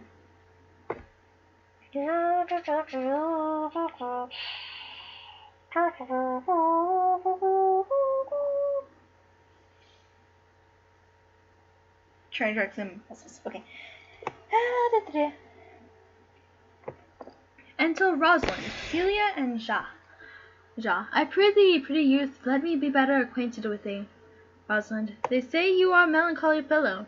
Ja, I am. I am so. I do love it better than laughing. Rosalind, those that are in extremity of either are abominable fellows, and betray themselves to every modern censure worse than drunkards. Ja. Why, 'tis good to be sad and say nothing. Rosalind. Why then, 'tis good to be a post. Ja. I have neither the scholar's melancholy, which is emulation, nor the musician's, which is fantastical, nor the courtier's, which is proud, nor the soldier's, which is ambitious, nor the lawyer's, which is politic, nor the lady's, which is nice, nor the lover's, which is all these.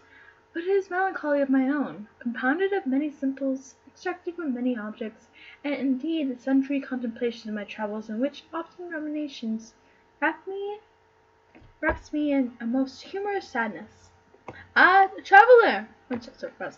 A traveller! By my faith, you have great reason to be sad. I fear you have sold your own lands to see other men's. Then to have seen much and to have nothing is to have rich eyes and poor hands. Ja. Yes, and I have gained my experience. Enter Orlando. Here you go. Rosalind. And your experience makes you sad. I have rather make a fool to make me merry than experience me sad. And to travel for it too. Orlando. Good day and happiness, dear Rosalind. Oh, and kids, like, you don't know, Rosalind instructed Orlando to call her Rosalind, even though she's dressed like a guy. So, yeah, it's like a kitty. Nay, then God be with you, and talk in blank verse. Rosalind. Farewell, Monsieur Traveller. Look you lisp, and wear strange suits. Disable all the benefits of your own country. Be out of love with your nativity, and almost chide God for making you the countenance you are, while Scots think you have swum in a gondola. Exit Ja. Why, how now, Orlando? Where have you been all this while? You a lover? And you serve me such another trick? Never come my sight more. Orlando. My fair Rosalind, I come within an hour of my promise. Within an hour of your promise. You gotta be right on time. You can't be just like an hour late for these things, you know? Even if it's within the hour, you are supposed to be right on time. Where were you? Rosalind. Nay, and you be so tardy. Come no more in my sight. I had as lief be wooed of a snail. Orlando. Of a snail. Rosalind. Of a snail. For though he comes slowly, he carries his house on his head. A better jointer, I think, than you make a woman. Besides, he brings his destiny with him. Orlando. What's that? Why? Rosalind. Why? Horns, which such as you are fain to be beholding to your wives for. But he comes armed in his fortune, and prevents the slander of his wife. Orlando. Virtue is no horn maker, and my Rosalind is virtuous. Rosalind, and I am your Rosalind. Quite literally, but you don't know that. Celia, it pleases him to call you so, but he hath Rosalind of a better leer than you. Rosalind, come, woo me. For now I am in a holiday humor, and like enough to consent. What would you say to me now? And I you were your very, very Rosalind. Orlando, I would kiss before I spoke. Oh no, you're gonna get smacked the head right there. Rosalind, nay, you were better speak first, and when you were gravelled for lack of manner, you might take occasion to kiss. Very good orators, when they are out, they will spit, and for love of slacking, God warn us, matter, the cleanliest shift is to kiss. Yeah, she does sound like Rosalie. I'll be right back. BRB. I'll be right back. Yeah, but she does sound like Rosalie a lot. I'll be right back.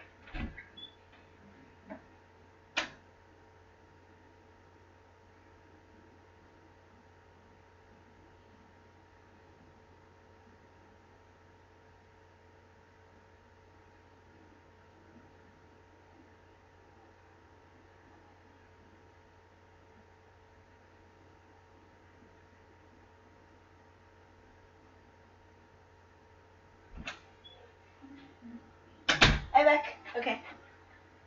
But yeah, Rosalind does sound like Rosalie. She's like she's like blatantly just making fun of him. Excuse me. God warn us, matter the cleanliness shift to a kiss. Orlando, how if the kiss be denied? Rosalind, then she put you to entreaty, and there begins new matter. Orlando, who could be out? No, I'm gonna be like saying back. I'm gonna tell you that back. I'm back. So, Orlando, who could be out, being before his beloved mistress? Rosalind, marry, that should you, if I were your mistress, or I should think my honesty ranker than my wit. Orlando, what of my suit? Rosalind, none of your apparel, and yet of your suit.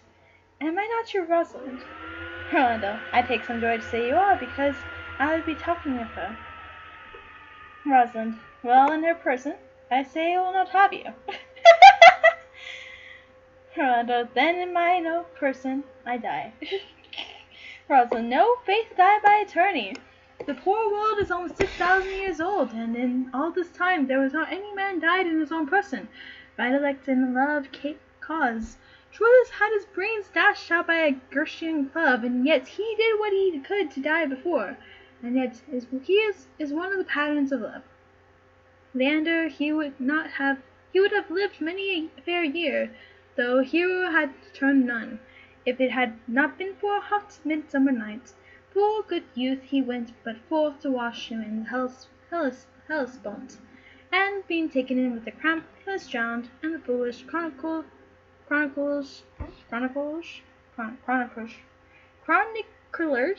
of that age found it was, hero of Sestos.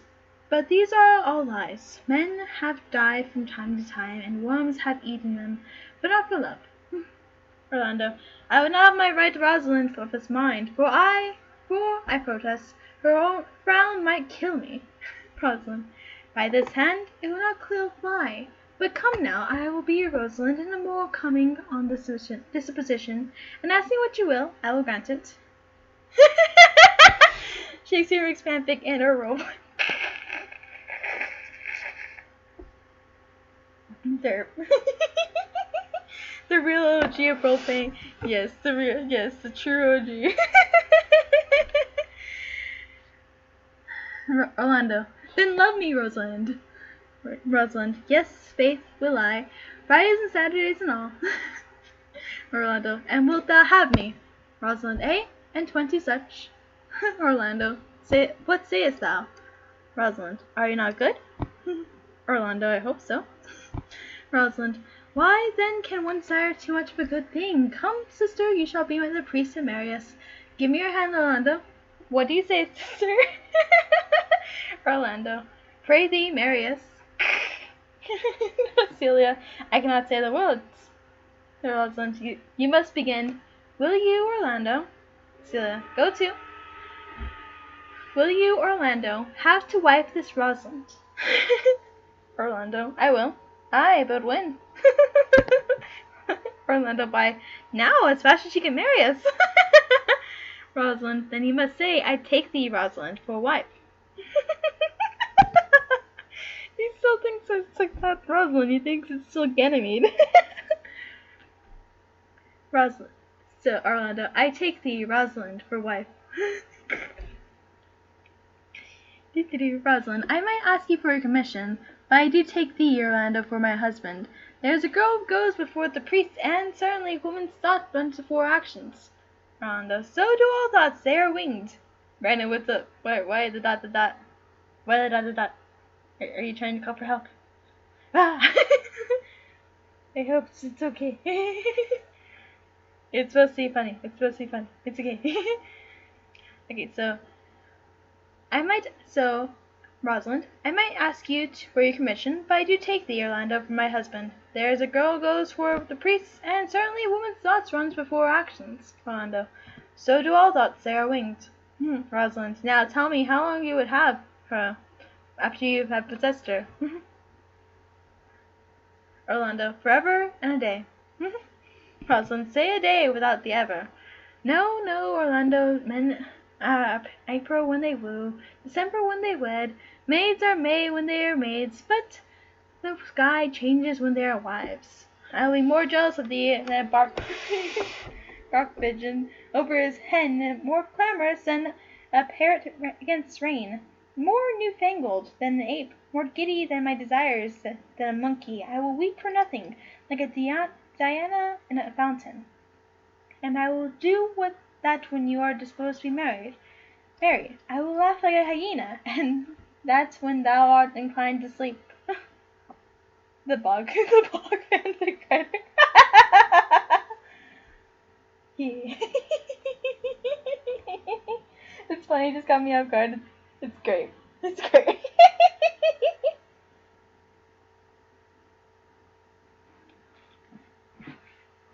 Let's see. Orlando, but will my Rosalind do so? Rosalind, by my life, she will do as I do. Orlando, oh, but she is wise. Rosalind, or else she could not have the wit to do this. The wiser, the waywarder, make the doors upon a woman's wit, and it will out at a casement, shut that, and twill out the keyhole, stop that, twill fly with smoke out a chimney. Orlando, what man that had a wife with such wit, he might say, wit, whither wilt? Rosalind, nay, you might keep that check for till you met your wife's wit going to your neighbour's bed. Orlando, and what wit could wit have? And what wit could wit have to excuse that? Rosalind, Mary, to say she came to seek you there. You shall never take her without her answer, unless you take her without her tongue. Oh, that woman cannot make her fault her husband occasions. Let her never nurse the child herself, for she will breed it like a fool. Jeez. Orlando, for these 2 hours, Rosalind, I will leave thee. For these 2 hours, Rosalind, I will leave thee. Oh, Rosalind, alas, dear love, I cannot lack these 2 hours. Oh no, what did I do? Okay, fakes. Okay, it's dead. Orlando, I must attend the Duke at dinner. By 2 o'clock I will be with thee again. Rosalind, go your ways, go your ways. I knew that you approved, my friends told me as much, and I thought no less. That fluttering tongue of yours won me, 'tis but one cast away, and so come death! 2 o'clock is your hour. Orlando, aye, said Rosalind. Rosalind, by my troth, and in good earnest, and God mend me it, and by all pretty oaths that are not dangerous, if you break one shot of your promise, or come 1 minute behind your hour, I will think you the most pathetical break promise, and most hollow lover, and the most unworthy of her you call Rosalind, that may be chosen out of gross band and unfaithful. Therefore beware my censure, and keep your promise. Orlando, with no less religion than if thou wert indeed my Rosalind. So, adieu. Rosalind, well, time is all just and examines all such offenders, and let time try. Adieu. So Orlando leaves. Celia's just like, you have simply misused our sex in your love, Pratt. We must have your doublet hose plucked over your head, and show the world what the birth had done to your own nest. Rosalind, oh, cuz, my pretty little cuz, that thou didst know how many fathoms deep I am in love, but it cannot be sounded my affection hath unbottomed by the Bay of Portugal. Celia, or rather bottomless, that as fast as you pour affection in it runs out. Rosalind, no, the same wicked bastard of Venus, oh no, but was begot of thought, conceived a spleen, and born of madness, that blindly rascally boy that abuses everyone's eyes because his own are out. Let him be judge how deep I am in love. I'll tell thee, Alina, I cannot be out of sight of Orlando. I'll go by a shadow and sigh till he come. Celia, and I'll sleep. She's just like so done with these two. Just like, ugh, okay, I get it. Okay, Act 4, Scene 2. Dang, we're about to hit 3 hours just talking. That's crazy. 3 hours. That's crazy. No wonder my voice just like, ah. Okay. Enter Ja and Lords, outfitted as foresters. Ja, which is that he killed the deer? First Lord, sir, it was I. Ja, let's present him to the Duke like a Roman conqueror, and would it do well to set the deer's horns upon his head for a branch of victory? Have you no song, forester, for his purpose? Second Lord, yes, sir. Ja, sing it! 'Tis no matter how it be in tune, so make it noise enough. So, here we go. Gotta go another song. Second Lord. What shall he have that killed the deer, his leather skins and horns to wear? Then sing him home. Take thou no scorn to wear the horn, it was the crest ere thou hast born. Thy father's father wore it, and thy father bore it. That was a bad verse. Let me just go. Let's start over. Okay. What shall he have that killed the deer, his leather skin and horns to wear? Then sing him home. Take thou no scorn to wear the horn, it was the crest ere thou was born. Now thy father's father wore it, and thy father bore it. The horn, the lusty horn, 'tis not a thing to laugh to scorn. Okay. Yeah. I don't think that's how it's supposed to be sung. But there's no, like, I wish there was like a little like thing right there that like had like a little bit, like at least a little bit of a thing to know like, what's just going up and down, up and down. But I mean, like, you know, I'm pretty sure Shakespeare's like heard it in his head. So. Enter Rosalind and Celia. Rosalind, how say you now? Is it not past 2 o'clock? And here much Orlando. Orlando's late again? Wow, that's gonna be really good on you, Orlando. Good job. Celia, I warned you, pure love and troubled brain. Enter Silvius with a letter. He hath taken his bow and arrows and has gone forth to sleep. Look who comes here. To Silvius. Silvius to Rosalind. My errand is to you, fair youth. My gentle Phoebe did bid me to give you this. Oh, jeez. He gives the letter. I know not the contents, but, as I guess, by the stern brow and warp abstraction which she did use as she was writing of it, it bears an angry tenor. Pardon me, I am but a guiltless messenger. Rosalind, examining the letter. Patience herself would sorrow at this letter and play the swaggerer. Bear this, bear all. She says I am not fair and that I lack manners. She calls me proud and that she could not love me. Were man as well as phoenix, all to my will. Sure, love is not the hare that I do hunt. Why writes she so to me? Oh, shepherd, well, this is a letter of your own device. Silvius, no, I protest I know not the contents. Maybe you did write it. Rosalind, come, you are full. And turned into extremity of love, I saw her hand. She has a leathern hand, a freestone-colored hand. I verily did think that all gloves were on, but 'twas her hands. She has a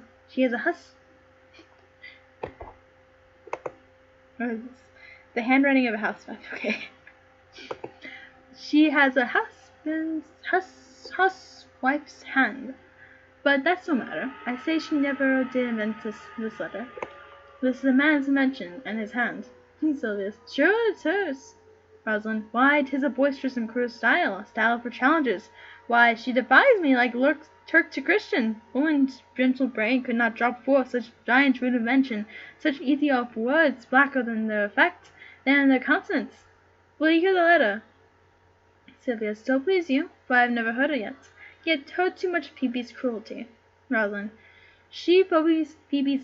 Why did he say Phoebe's? It's Phoebe. Phoebe. Phoebe. Phoebe. Phoebe. Phoebe. Phoebe. Phoebe. Phoebe. Phoebe. Phoebe.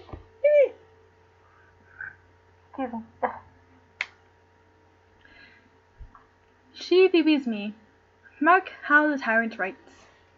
Art thou God's shepherd turn, that a maiden's heart hath burned? Can a woman rail thus? Sylvius. Call you this railing? Rosalind. Read. Why thy Godhead laid apart, warst thou a woman's heart? Did you ever hear such railing? Whiles the eye of man did woo me, that could do no vengeance to me, meaning me a beast.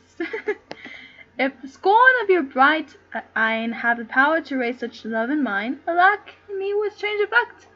Would they work in mild aspect, whiles ye chide me I did love, and how then might your prayers move? He that brings this love to thee little knows this love in me, and by him slip thy mind, whether that thy youth and kind will a faithful offer take of me and all thy can make, or else by him my love deny, and then I'll study how to die. Sylvius. Call you this chiding? Why are you always late? Yeah, Rosalind's gonna get this man. He's gonna be like, Papa!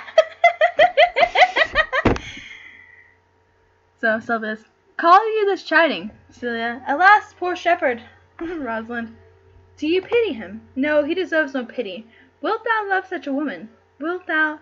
What, to make thee an instrument, and play false strains upon thee, not to be endured? Well, go your way to her, for I see love hath made thee a tame snake, and say this to her, that if she loves me, I charge her to love thee.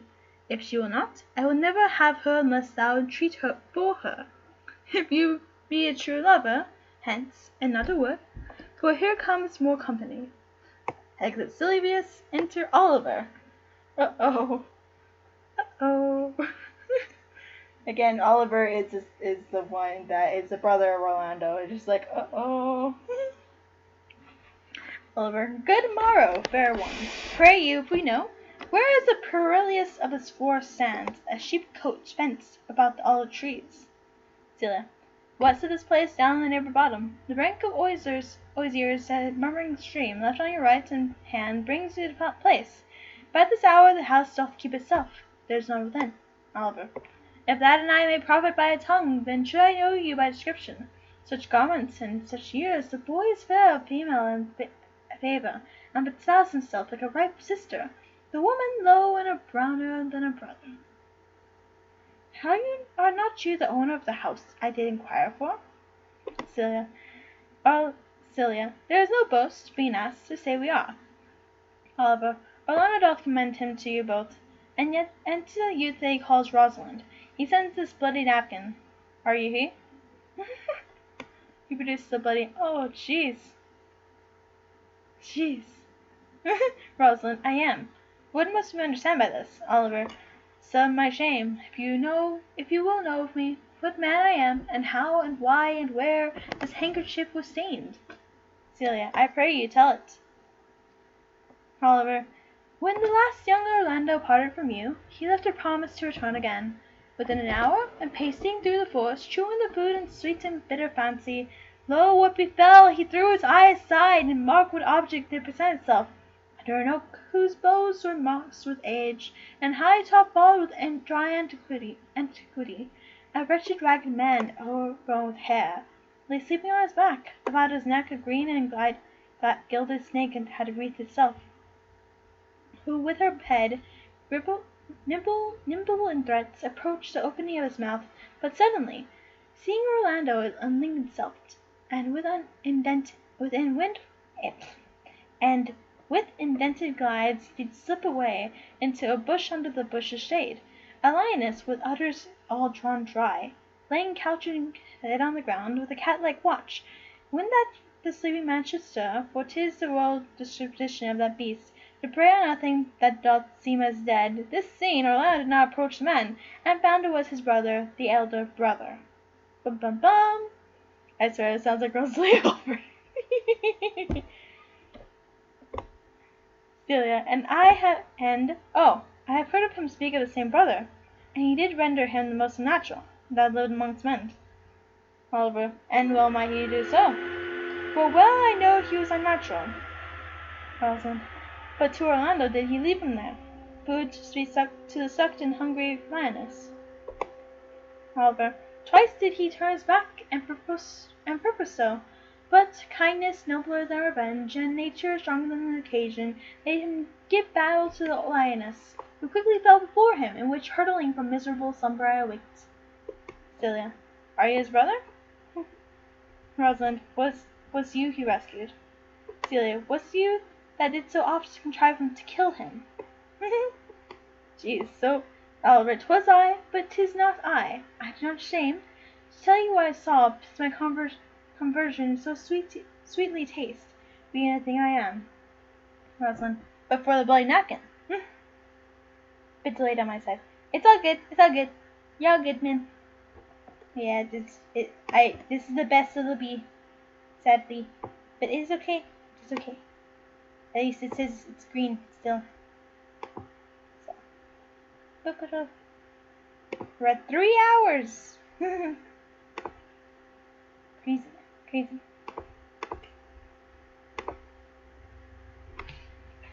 Let's see.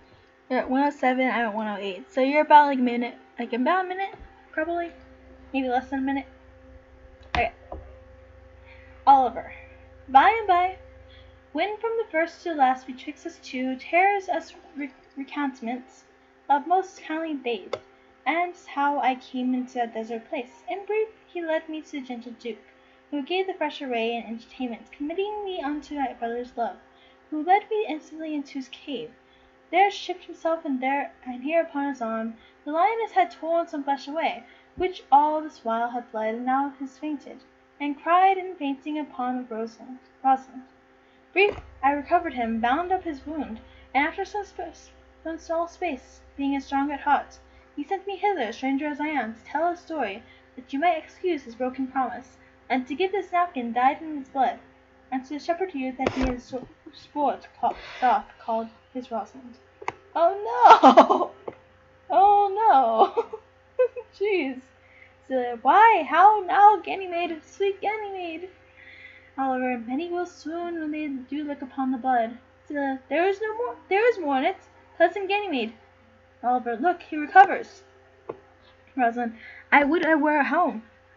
Celia, I will lead you thither. I pray you, will you take him by the arm? They help Rosalind up.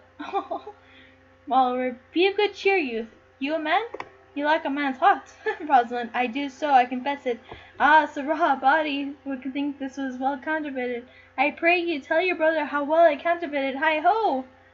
Oliver, this is not counterfeit. There is too great testimony in your complexion that it was passion of earnest. Rosalind, counterfeit, I assure you. Oliver, well then, take good of heart and counterfeit to be a man. Rosalind, so do I, but faith, I should have been a woman any right. Celia, come, you look paler and paler. Pray you, draw homewards. Good sir, go with us. Oliver, that will I, for I must bear answer back. That I will, for I must bear answer back. How you excuse my brother, Rosalind? Rosalind, I shall devise something, but I pray you commend my countervailing to him. Will you go?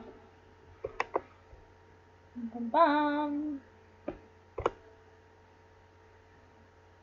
Act 5, Scene 1. We're so close to the end, guys. We're so close. We have 4 scenes and an epilogue. Bum bum bum. And it's been 3 hours! Enter Touchstone and Audrey. Touchstone.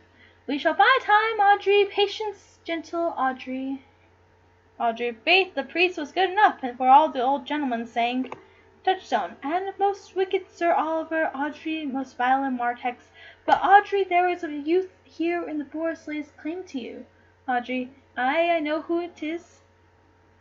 He hath no interest in me in the world. Here comes the man, you mean? Enter William. Who be you, William? I be you. Who are you, William? A country youth, a suitor to Audrey. Touchstone. It is meat and drink to me to see a clown. By my troth, we that have good wits to have much to answer for. We shall be floating, we cannot hold. William. Good even, Audrey. Audrey. Good evening, William. God your good evening. William. William. And good even to you, sir. He removes his hat. Touchstone. Good even, gentleman. Cover thy head, nay, prithee, be covered. How old are you, friend? William. 25, sir. So, 25? 25, sir. Touchstone. Ripe age. Is thy name William? William. William, sir. Touchstone. A fair name. Was born with force here. William. Aye, sir. I thank God. Touchstone. Thank God. A good answer. Art rich? William. Faith, sir. So. Touchstone. So is good, very excellent good, and yet it is not, but it is so. Art thou wise? William. Aye, sir, I have a pretty wit. Touchstone. Why thou sayest well, I do now remember saying, the fool doth think he is wise, but the wise man knows himself to be a fool. The heathen philosopher, when he had a desire to eat a grape, would open his lips when he put it into his mouth, meaning thereby that grapes were made to eat and must be open. You do love this maid? William. I do, sir. Touchstone. Give me your hand. Art thou learned? William. No, sir. Touchstone. Then learn of this of me. To have is to have. For it is a figure in rhetoric, the drink being poured out of a cup into a glass, by filling the one doth empty for the other. For all your writers do consent that Ips is he. Now you are not Ips, for I am he. William. Which he, sir? Touchstone. He, sir, that must marry his woman. Therefore you clown abandon, which is an vulgar leave, the society which is the boorish company of this female, which is common woman, which together is abandon society of this female or clown that perished, or to thy better understanding diest, or to wit I kill thee, make thee away, translate thy life into death, thy liberty into bondage. I will deal in poison with thee, or in bastinado, or in steel. I will bandy thee in faction. I will overrun thee with policy. I will kill thee 150 ways. Therefore tremble and depart. It's like reading a fanfic. I can't stop that. I know, right? Audrey, do good, William. William. God rest you merry, sir. Enter Corn. Corn. Our master and mistress seek you. Come away. Touchstone. Trip, Audrey. I tend. Yeah, this is like I don't like see like if you have like the understanding of like what's going on and everything, like you can like that's why I usually like looking at the characters, because like then you can like see the relationships. Like I really like the relationship between Sylvius and Phoebe. Just like Phoebe, just like get away from me, disgrace. And it's like, but I love you, and just like no, I don't love you back. Just like it's really just like great. It's great. Why do I keep saying just like the words? Okay. Anyway, so Act 5, Scene 2. Enter Orlando and Oliver. Orlando. Is it possible that on so little acquaintance you should like her? That but seeing you should love her, and loving woo, and wooing she should grant, and will you persevere to enjoy her? Oliver. Neither call the giddiness of it in question, the poverty of her, the small acquaintance my sudden wooing, nor her sudden consenting. But stay with me, I love Alina, stay with her that she loves me. Consent that with both that we may enjoy each other. So he's in love with Celia. It shall be to your good, for my father's house, and all the revenue that was Sir Roland's will I estate upon you, and here live and die with a shepherd. Enter Rosalind. Orlando. Ye have my consent, let your wedding be tomorrow. Thither will I invite you, the Duke and all his contented followers. Go you and prepare Alina, for, look you, here comes my Rosalind. Rosalind. God save you, brother, Oliver, and you, fair sister. So, Oliver exits, and just like Rosalind, oh my dear Orlando, how it grieves me to see thee wear thy heart in a scarf. Orlando, it is my arm. Rosalind, I thought thy heart would have been wounded with claws of a lion. Orlando, wounded it is, but with the eyes of a lady. Rosalind, did your brother tell you how I counterfeited his swoon when he showed me your handkerchief? Orlando, aye, and greater wonders than that. Rosalind, oh, I know where you are. Nay, 'tis true. There was never anything so sudden but the fight of two rams and Caesar's drasonical brag of I came, saw, and overcame. For your brother and my sisters no sooner met but they looked, no sooner looked but they loved, no sooner loved that they sighed, no sooner sighed but they asked one another the reason, no sooner knew the reason but they sought the remedy. And these degrees have they made a pair of stairs to marriage, which they'll climb incontinent, or else be incontinent, before marriage. They are in the very wrath of love, and they will together. Clubs cannot part them. It makes me want to write again. Go write. This is great. It's great. You can have references. This is, again, it's called As You Like It by Shakespeare. So if you guys look up like internet Shakespeare editions, they have all these free texts. All you gotta do is like go up here, you go to text, you click on it, and then you gotta go to this other thing, and then I'll show you guys in a little bit. Actually, I'll show you right now. So you go to text. It's gonna open it here. When it loads. Okay, and then you go down here. This is usually in blue, but it says complete list of Shakespeare's works. And then you just go down to here. I'm reading the modern version of it, so that's what we're told to read. Alright. Quick introduction. Okay.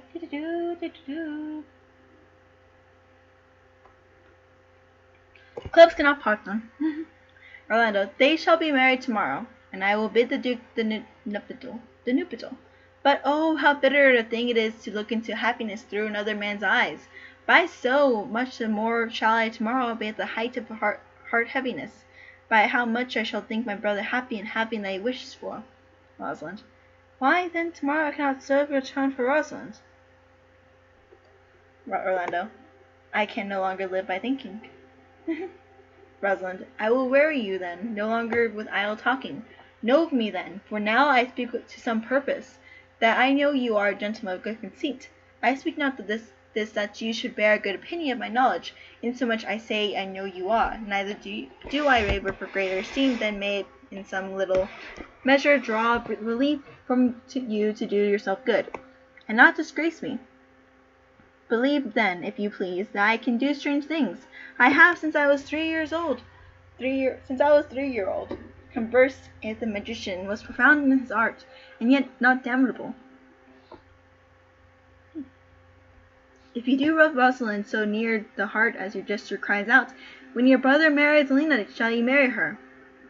I know into what straits of fortune she is driven, and it is not impossible to me, if it not appear inconvenient to you, to set her before your eyes tomorrow, human as she is, and without any danger.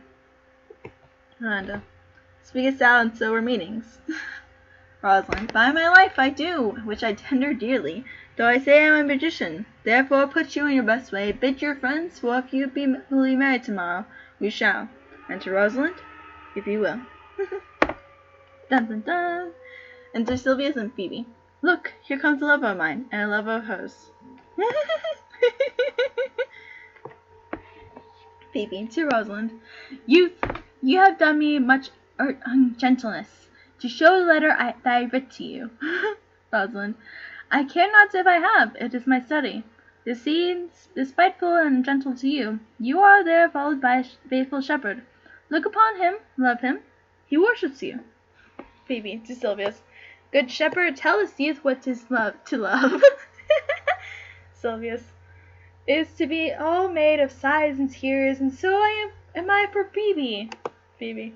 And I am for Ganymede. Rosalind. And I for Rosalind. Rosalind. And I for no woman. Sylvius, it is to be made of faith and service, and so am I to Phoebe. Phoebe, an eye for Ganymede, and Rolando, an eye for Rosalind. Rosalind, an eye for no woman. Sylvius, it is to be all made of fantasy, and all made of passion, all made of wishes, all adoration, duty, and observance, all humbleness, all patience, all impatience, all purity, all trial, all obedience. And so I am I for Phoebe. Phoebe. And so am I for Ganymede.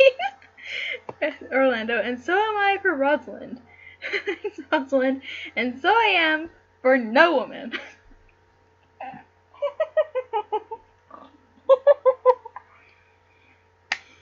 Phoebe to Rosalind.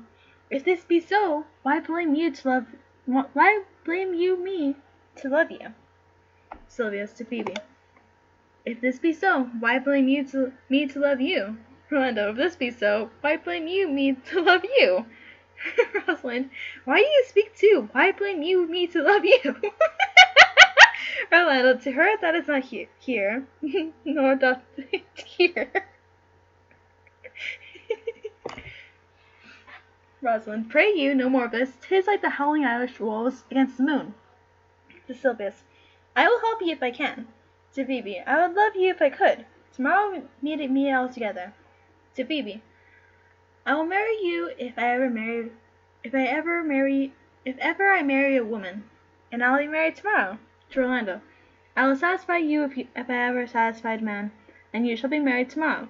To Sylvius. I will content you if what pleases you contents you, and you shall be married tomorrow. To Orlando. As you love Rosalind, meet. To Sylvius.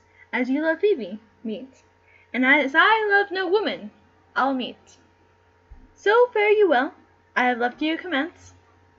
Sylvius. I'll not fail if I live. Phoebe. Nor I. Orlando. Nor I.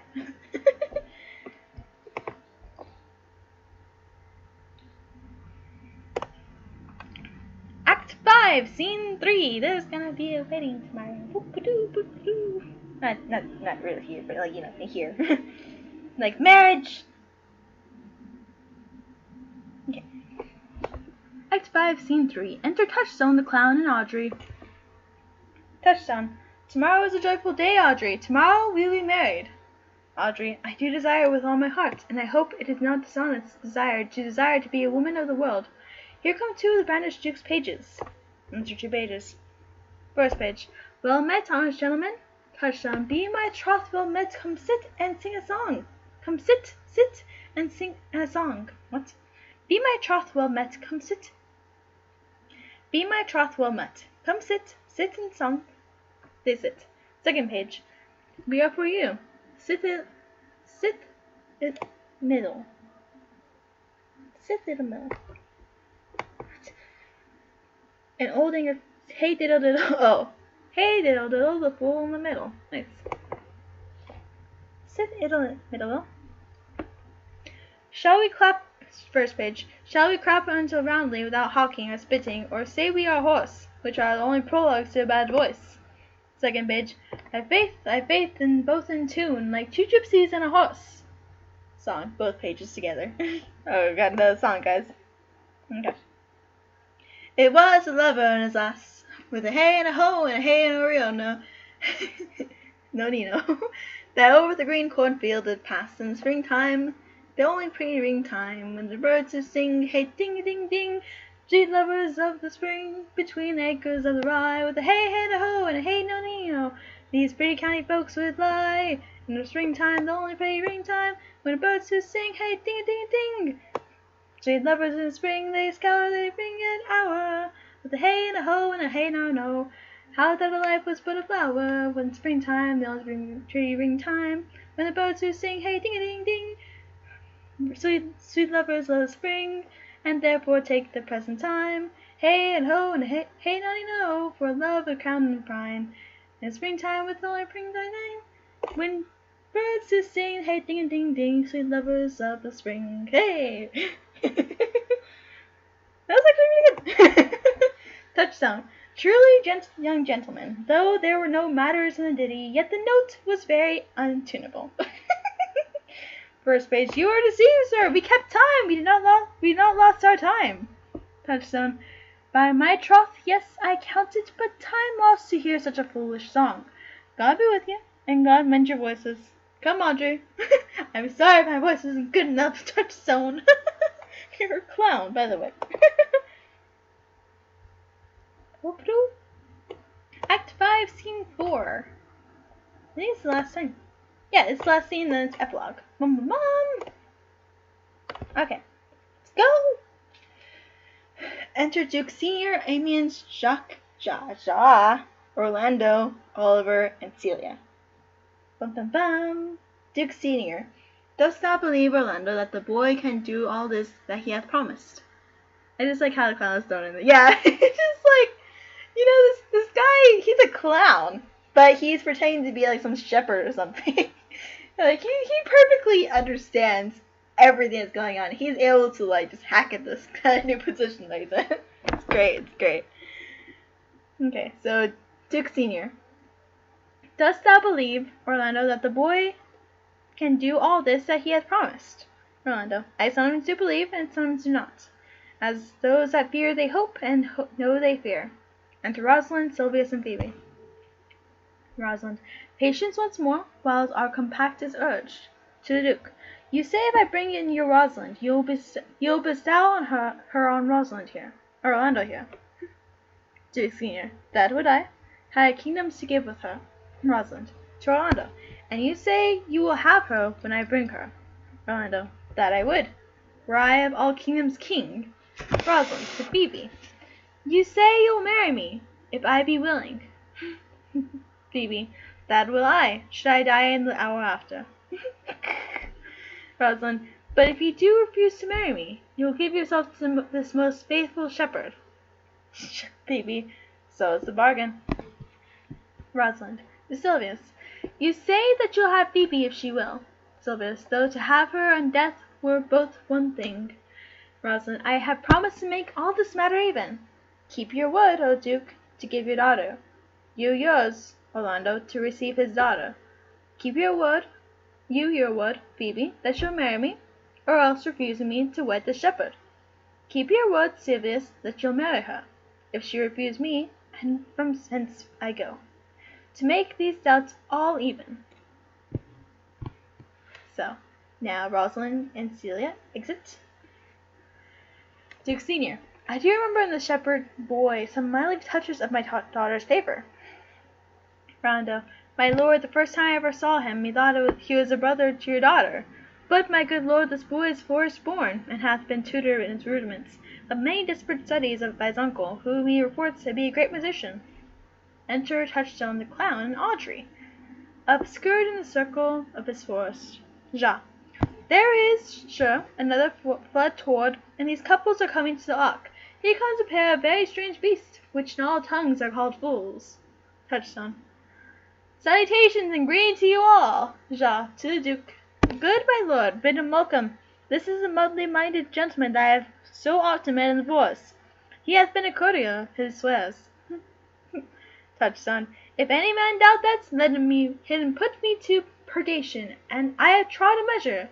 I have flattered a lady, I have been politic with my friend, smooth with mine enemy. I have undone 3 tailors. I have had 4 quarrels, and like to have fought one. Ja. And how is that taken up? Touchstone. Faith! We met, and found the quarrel was upon the 7th cause. Ja. How 7th cause? Good my lord, like this fellow. Duke Senior. I like him very well. Touchstone. God will you, sir. I desire you belike. I present here, sir, amongst the rest of the country copulatives to swear and to forswear, according as marriage binds and blood breaks. A poor virgin, sir, as an ill-favoured thing, sir, but my own. A poor human of mine, sir, to take that you no man else will. Rich honesty dwells like a miser, sir, in a poor house, as your pearl in your foul oyster. Duke Senior. By my faith, he is very swift and sententious. Touchstone. According to the fool's bolt, sir, and such dulcet diseases. Ja. But for the 7th cause, how did you find the quarrel on the 7th cause? Touchstone. Upon a lie 7 times removed. Bear your body more seeming. Audrey, as thus, sir, I did dislike the cut of a certain courtier's beard. He sent me word, if I said his beard was not cut well, he was in the mind, it was. This called the retort courteous. If I sent him word again, it was not cut well. It was not well cut. He would send me word he cut it himself. This is called the quip modest. If again it was not well cut, he disabled my judgment. This is called the reply churlish. If again it was not well cut, he would answer, I spake not true. This is called reproof valiant. If again it was not well cut, he would say I lie. This is called countercheck quarrelsome. And so to the lie circumstantial and the lie direct. This guy. Ja. And how oft did you say his beard was not well cut? Touchstone. I durst not go no further than the lie circumstantial, nor he durst not give me the lie direct. And so he measured swords and parted. Ja. Can you nominate in order now the degrees of a lie?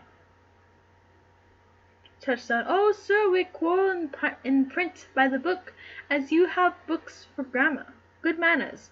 I will name you the degrees, the first the retort courteous, second the quip modest, the third the reply churlish, and the fourth the reproof valiant, the fifth countercheck quarrelsome, the sixth the lie with circumstance, the seventh the lie direct. All these you may avoid but the lie direct, and you may avoid that too, with an if. If I knew when 7 justices could not take up a quarrel, but the parties were met themselves, one of them thought but of an if, as if you said so, then I said so, and they shook hands and swore brothers. If your if is the only peacemaker, much better shoot an if. Ja, to the Duke. Is not this a proud fellow, my lord? He is good at anything, and yet a fool. You don't know how much of that is true. He's literally a clown, but you don't know that. Duke Senior. He uses his body like a stalking horse, and under the presentation of that, he shoots his wit. Yeah, the clowns were pretty witty back then. Literally, they were really good. Enter Hymen, Rosalind, and Celia. Still music. Oh, Rosalind and Celia are no longer disguised. Ooh! Hymen. Then is there mirth in heaven when earthling things made even atone together. Good Duke, receive thy daughter. Hymen from heaven brought her. Yea, brought her hither, that thou mayst join her hand with his, whose heart within his bosom is. Rosalind to the Duke. To you I give myself, for I am yours. To Orlando. To you I give myself, for I am yours. Duke Senior. If there be a truth in sight, you are my daughter. Orlando. If there be a truth in sight, you are my Rosalind. Phoebe. If sight and shape be true, why then my love adieu. Rosalind to the Duke. I'll have no father, if you be not he. Orlando. I'll have no husband, if you be not he. To Phoebe. No, never wed a woman, if you be not she. Hymen. Peace, ho, I confusion. 'Tis I must make conclusion of these most strange events. Here's 8 that must take hands to join in Hymen's band, if truth holds true contents. To Orlando and Rosalind. You and you no cross shall part. To Oliver and Celia. You and you are heart and heart. To Phoebe. You to his love must accord, or have a woman to your lord. Touchstone and Audrey. You and you are showed together, as the winter to foul weather. To all. Whiles as we a wedlock him we seem, feed yourselves with questioning, that reason wonder may diminish. How thus we met, and how these things finish. Song. Wedding is a great Juno's crown. Oh, blessed bond of board and bed, 'tis Hymen people every town. High wedlock manly honour, high honour and renown. To Hymen, god of every town. Duke Senior to Celia. Oh, my dear niece, welcome thou art to me, even daughter, welcome in no less degree. Phoebe to Sylvius. I will not eat my word, now thou art mine. Thy faith my fancy to thee doth combine. Enter second brother, Ja de Bois. Ja de Bois. Let me have the audience for a word or two. I am the second son of the old Sir Roland. that bring these tidings to this fair assembly. Huh? Did I get this wrong? No. Oh, so it's another son. He's another son. How the heck do you have another son? I am the second son of Sir Roland. That bring these tidings to this fair assembly. Duke Frederick, hearing how that every day men of great worth resorted to his force, addressed the mighty power which were on foot in his own conduct, purposely to take his brother here and put him to the sword. And to the skirts of this wild wood he came, where, meeting with old religious man, after some question with him, was converted, both of his enterprise from this world, his crown bequeathing to a banished brother, and all the lands restored to him again, that were with him exiled. This to be true, I do engage my life. Duke Senior. Welcome, young man. Thou offerest fairly to thy brother's wedding. To one his lands withheld, to the other land itself is large, a potent dukedom. First, in this force, let us do those ends that here were well begun and well begot, and after every of this happy number that have endured shrewd days and nights with us shall share the good of a returned fortune, according to the measure of the states. Meantime, forget this new fallen dignity, and fall into rustic revelry. Play music, and your brides and bridegrooms all, with measures heaped in joy to the measures fall. Shah. Sir, by your patience, if I heard you rightly, the Duke hath put on a religious life, and thrown into neglect a pompous court. Ja. The voice. He hath. Ja. To him I will I. Out of these convertees there is much matter to be heard and learned. To the Duke. You to your former honor I bequeath. Your patience and your virtue well deserves it. Hey, he's not banished anymore. To Orlando. You to a love that your true faith doth merit. To Oliver. You to your land and love and great allies. Silvius. You to a long and well-deserved bed. To Touchstone. And you to wrangling, for thy loving voyage is but for 2 months victualized. So to your pleasures, I am for other than for dancing measures. Duke Senior. Stay, Ja, stay, Ja. I see no pastime. Hi, what would you have? I'll say to you of your abandoned cave. Duke Senior. Proceed, proceed. We'll begin these rites as we do dress till the end, in true delights. They all dance, and everyone exits, except Rosalind. Bum, bum, bum. Epilogue. Rosalind. It is not the fashion to see a lady of the epilogue, but it is no more unhandsome than to see a lord of the prologue. If it be true that good wine needs no bush, 'tis true that good play needs no epilogue. Yet to good wine they do use good bushes, and good plays prove better by the help of good epilogues, which case am I in then, that am I neither a good epilogue, nor cannot insinuate with you in behalf of good play. I am not furnished like a beggar, therefore to beg will not become me. My way is to conjure you, and I'll begin with the woman. I charge you, O woman, for a love you bear to men, to like as much this play as please you, and I charge you. O men, for a love you bear to woman, as I perceive you by your simpering, none of you hates them, that between you and the woman that the play that me please.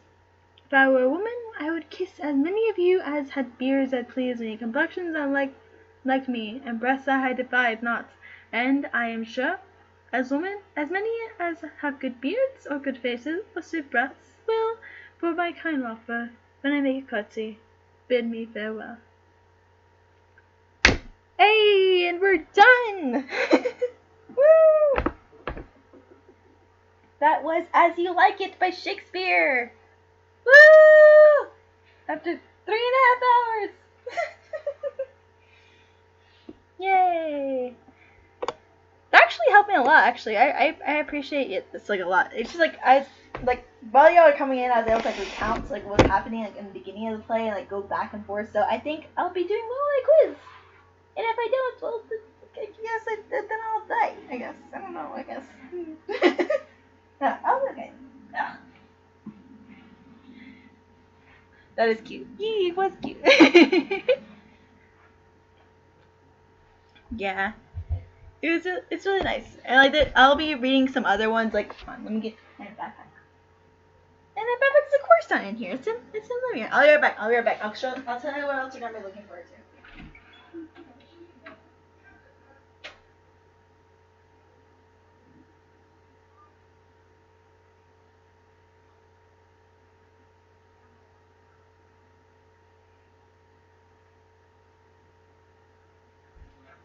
Okay, I'm back.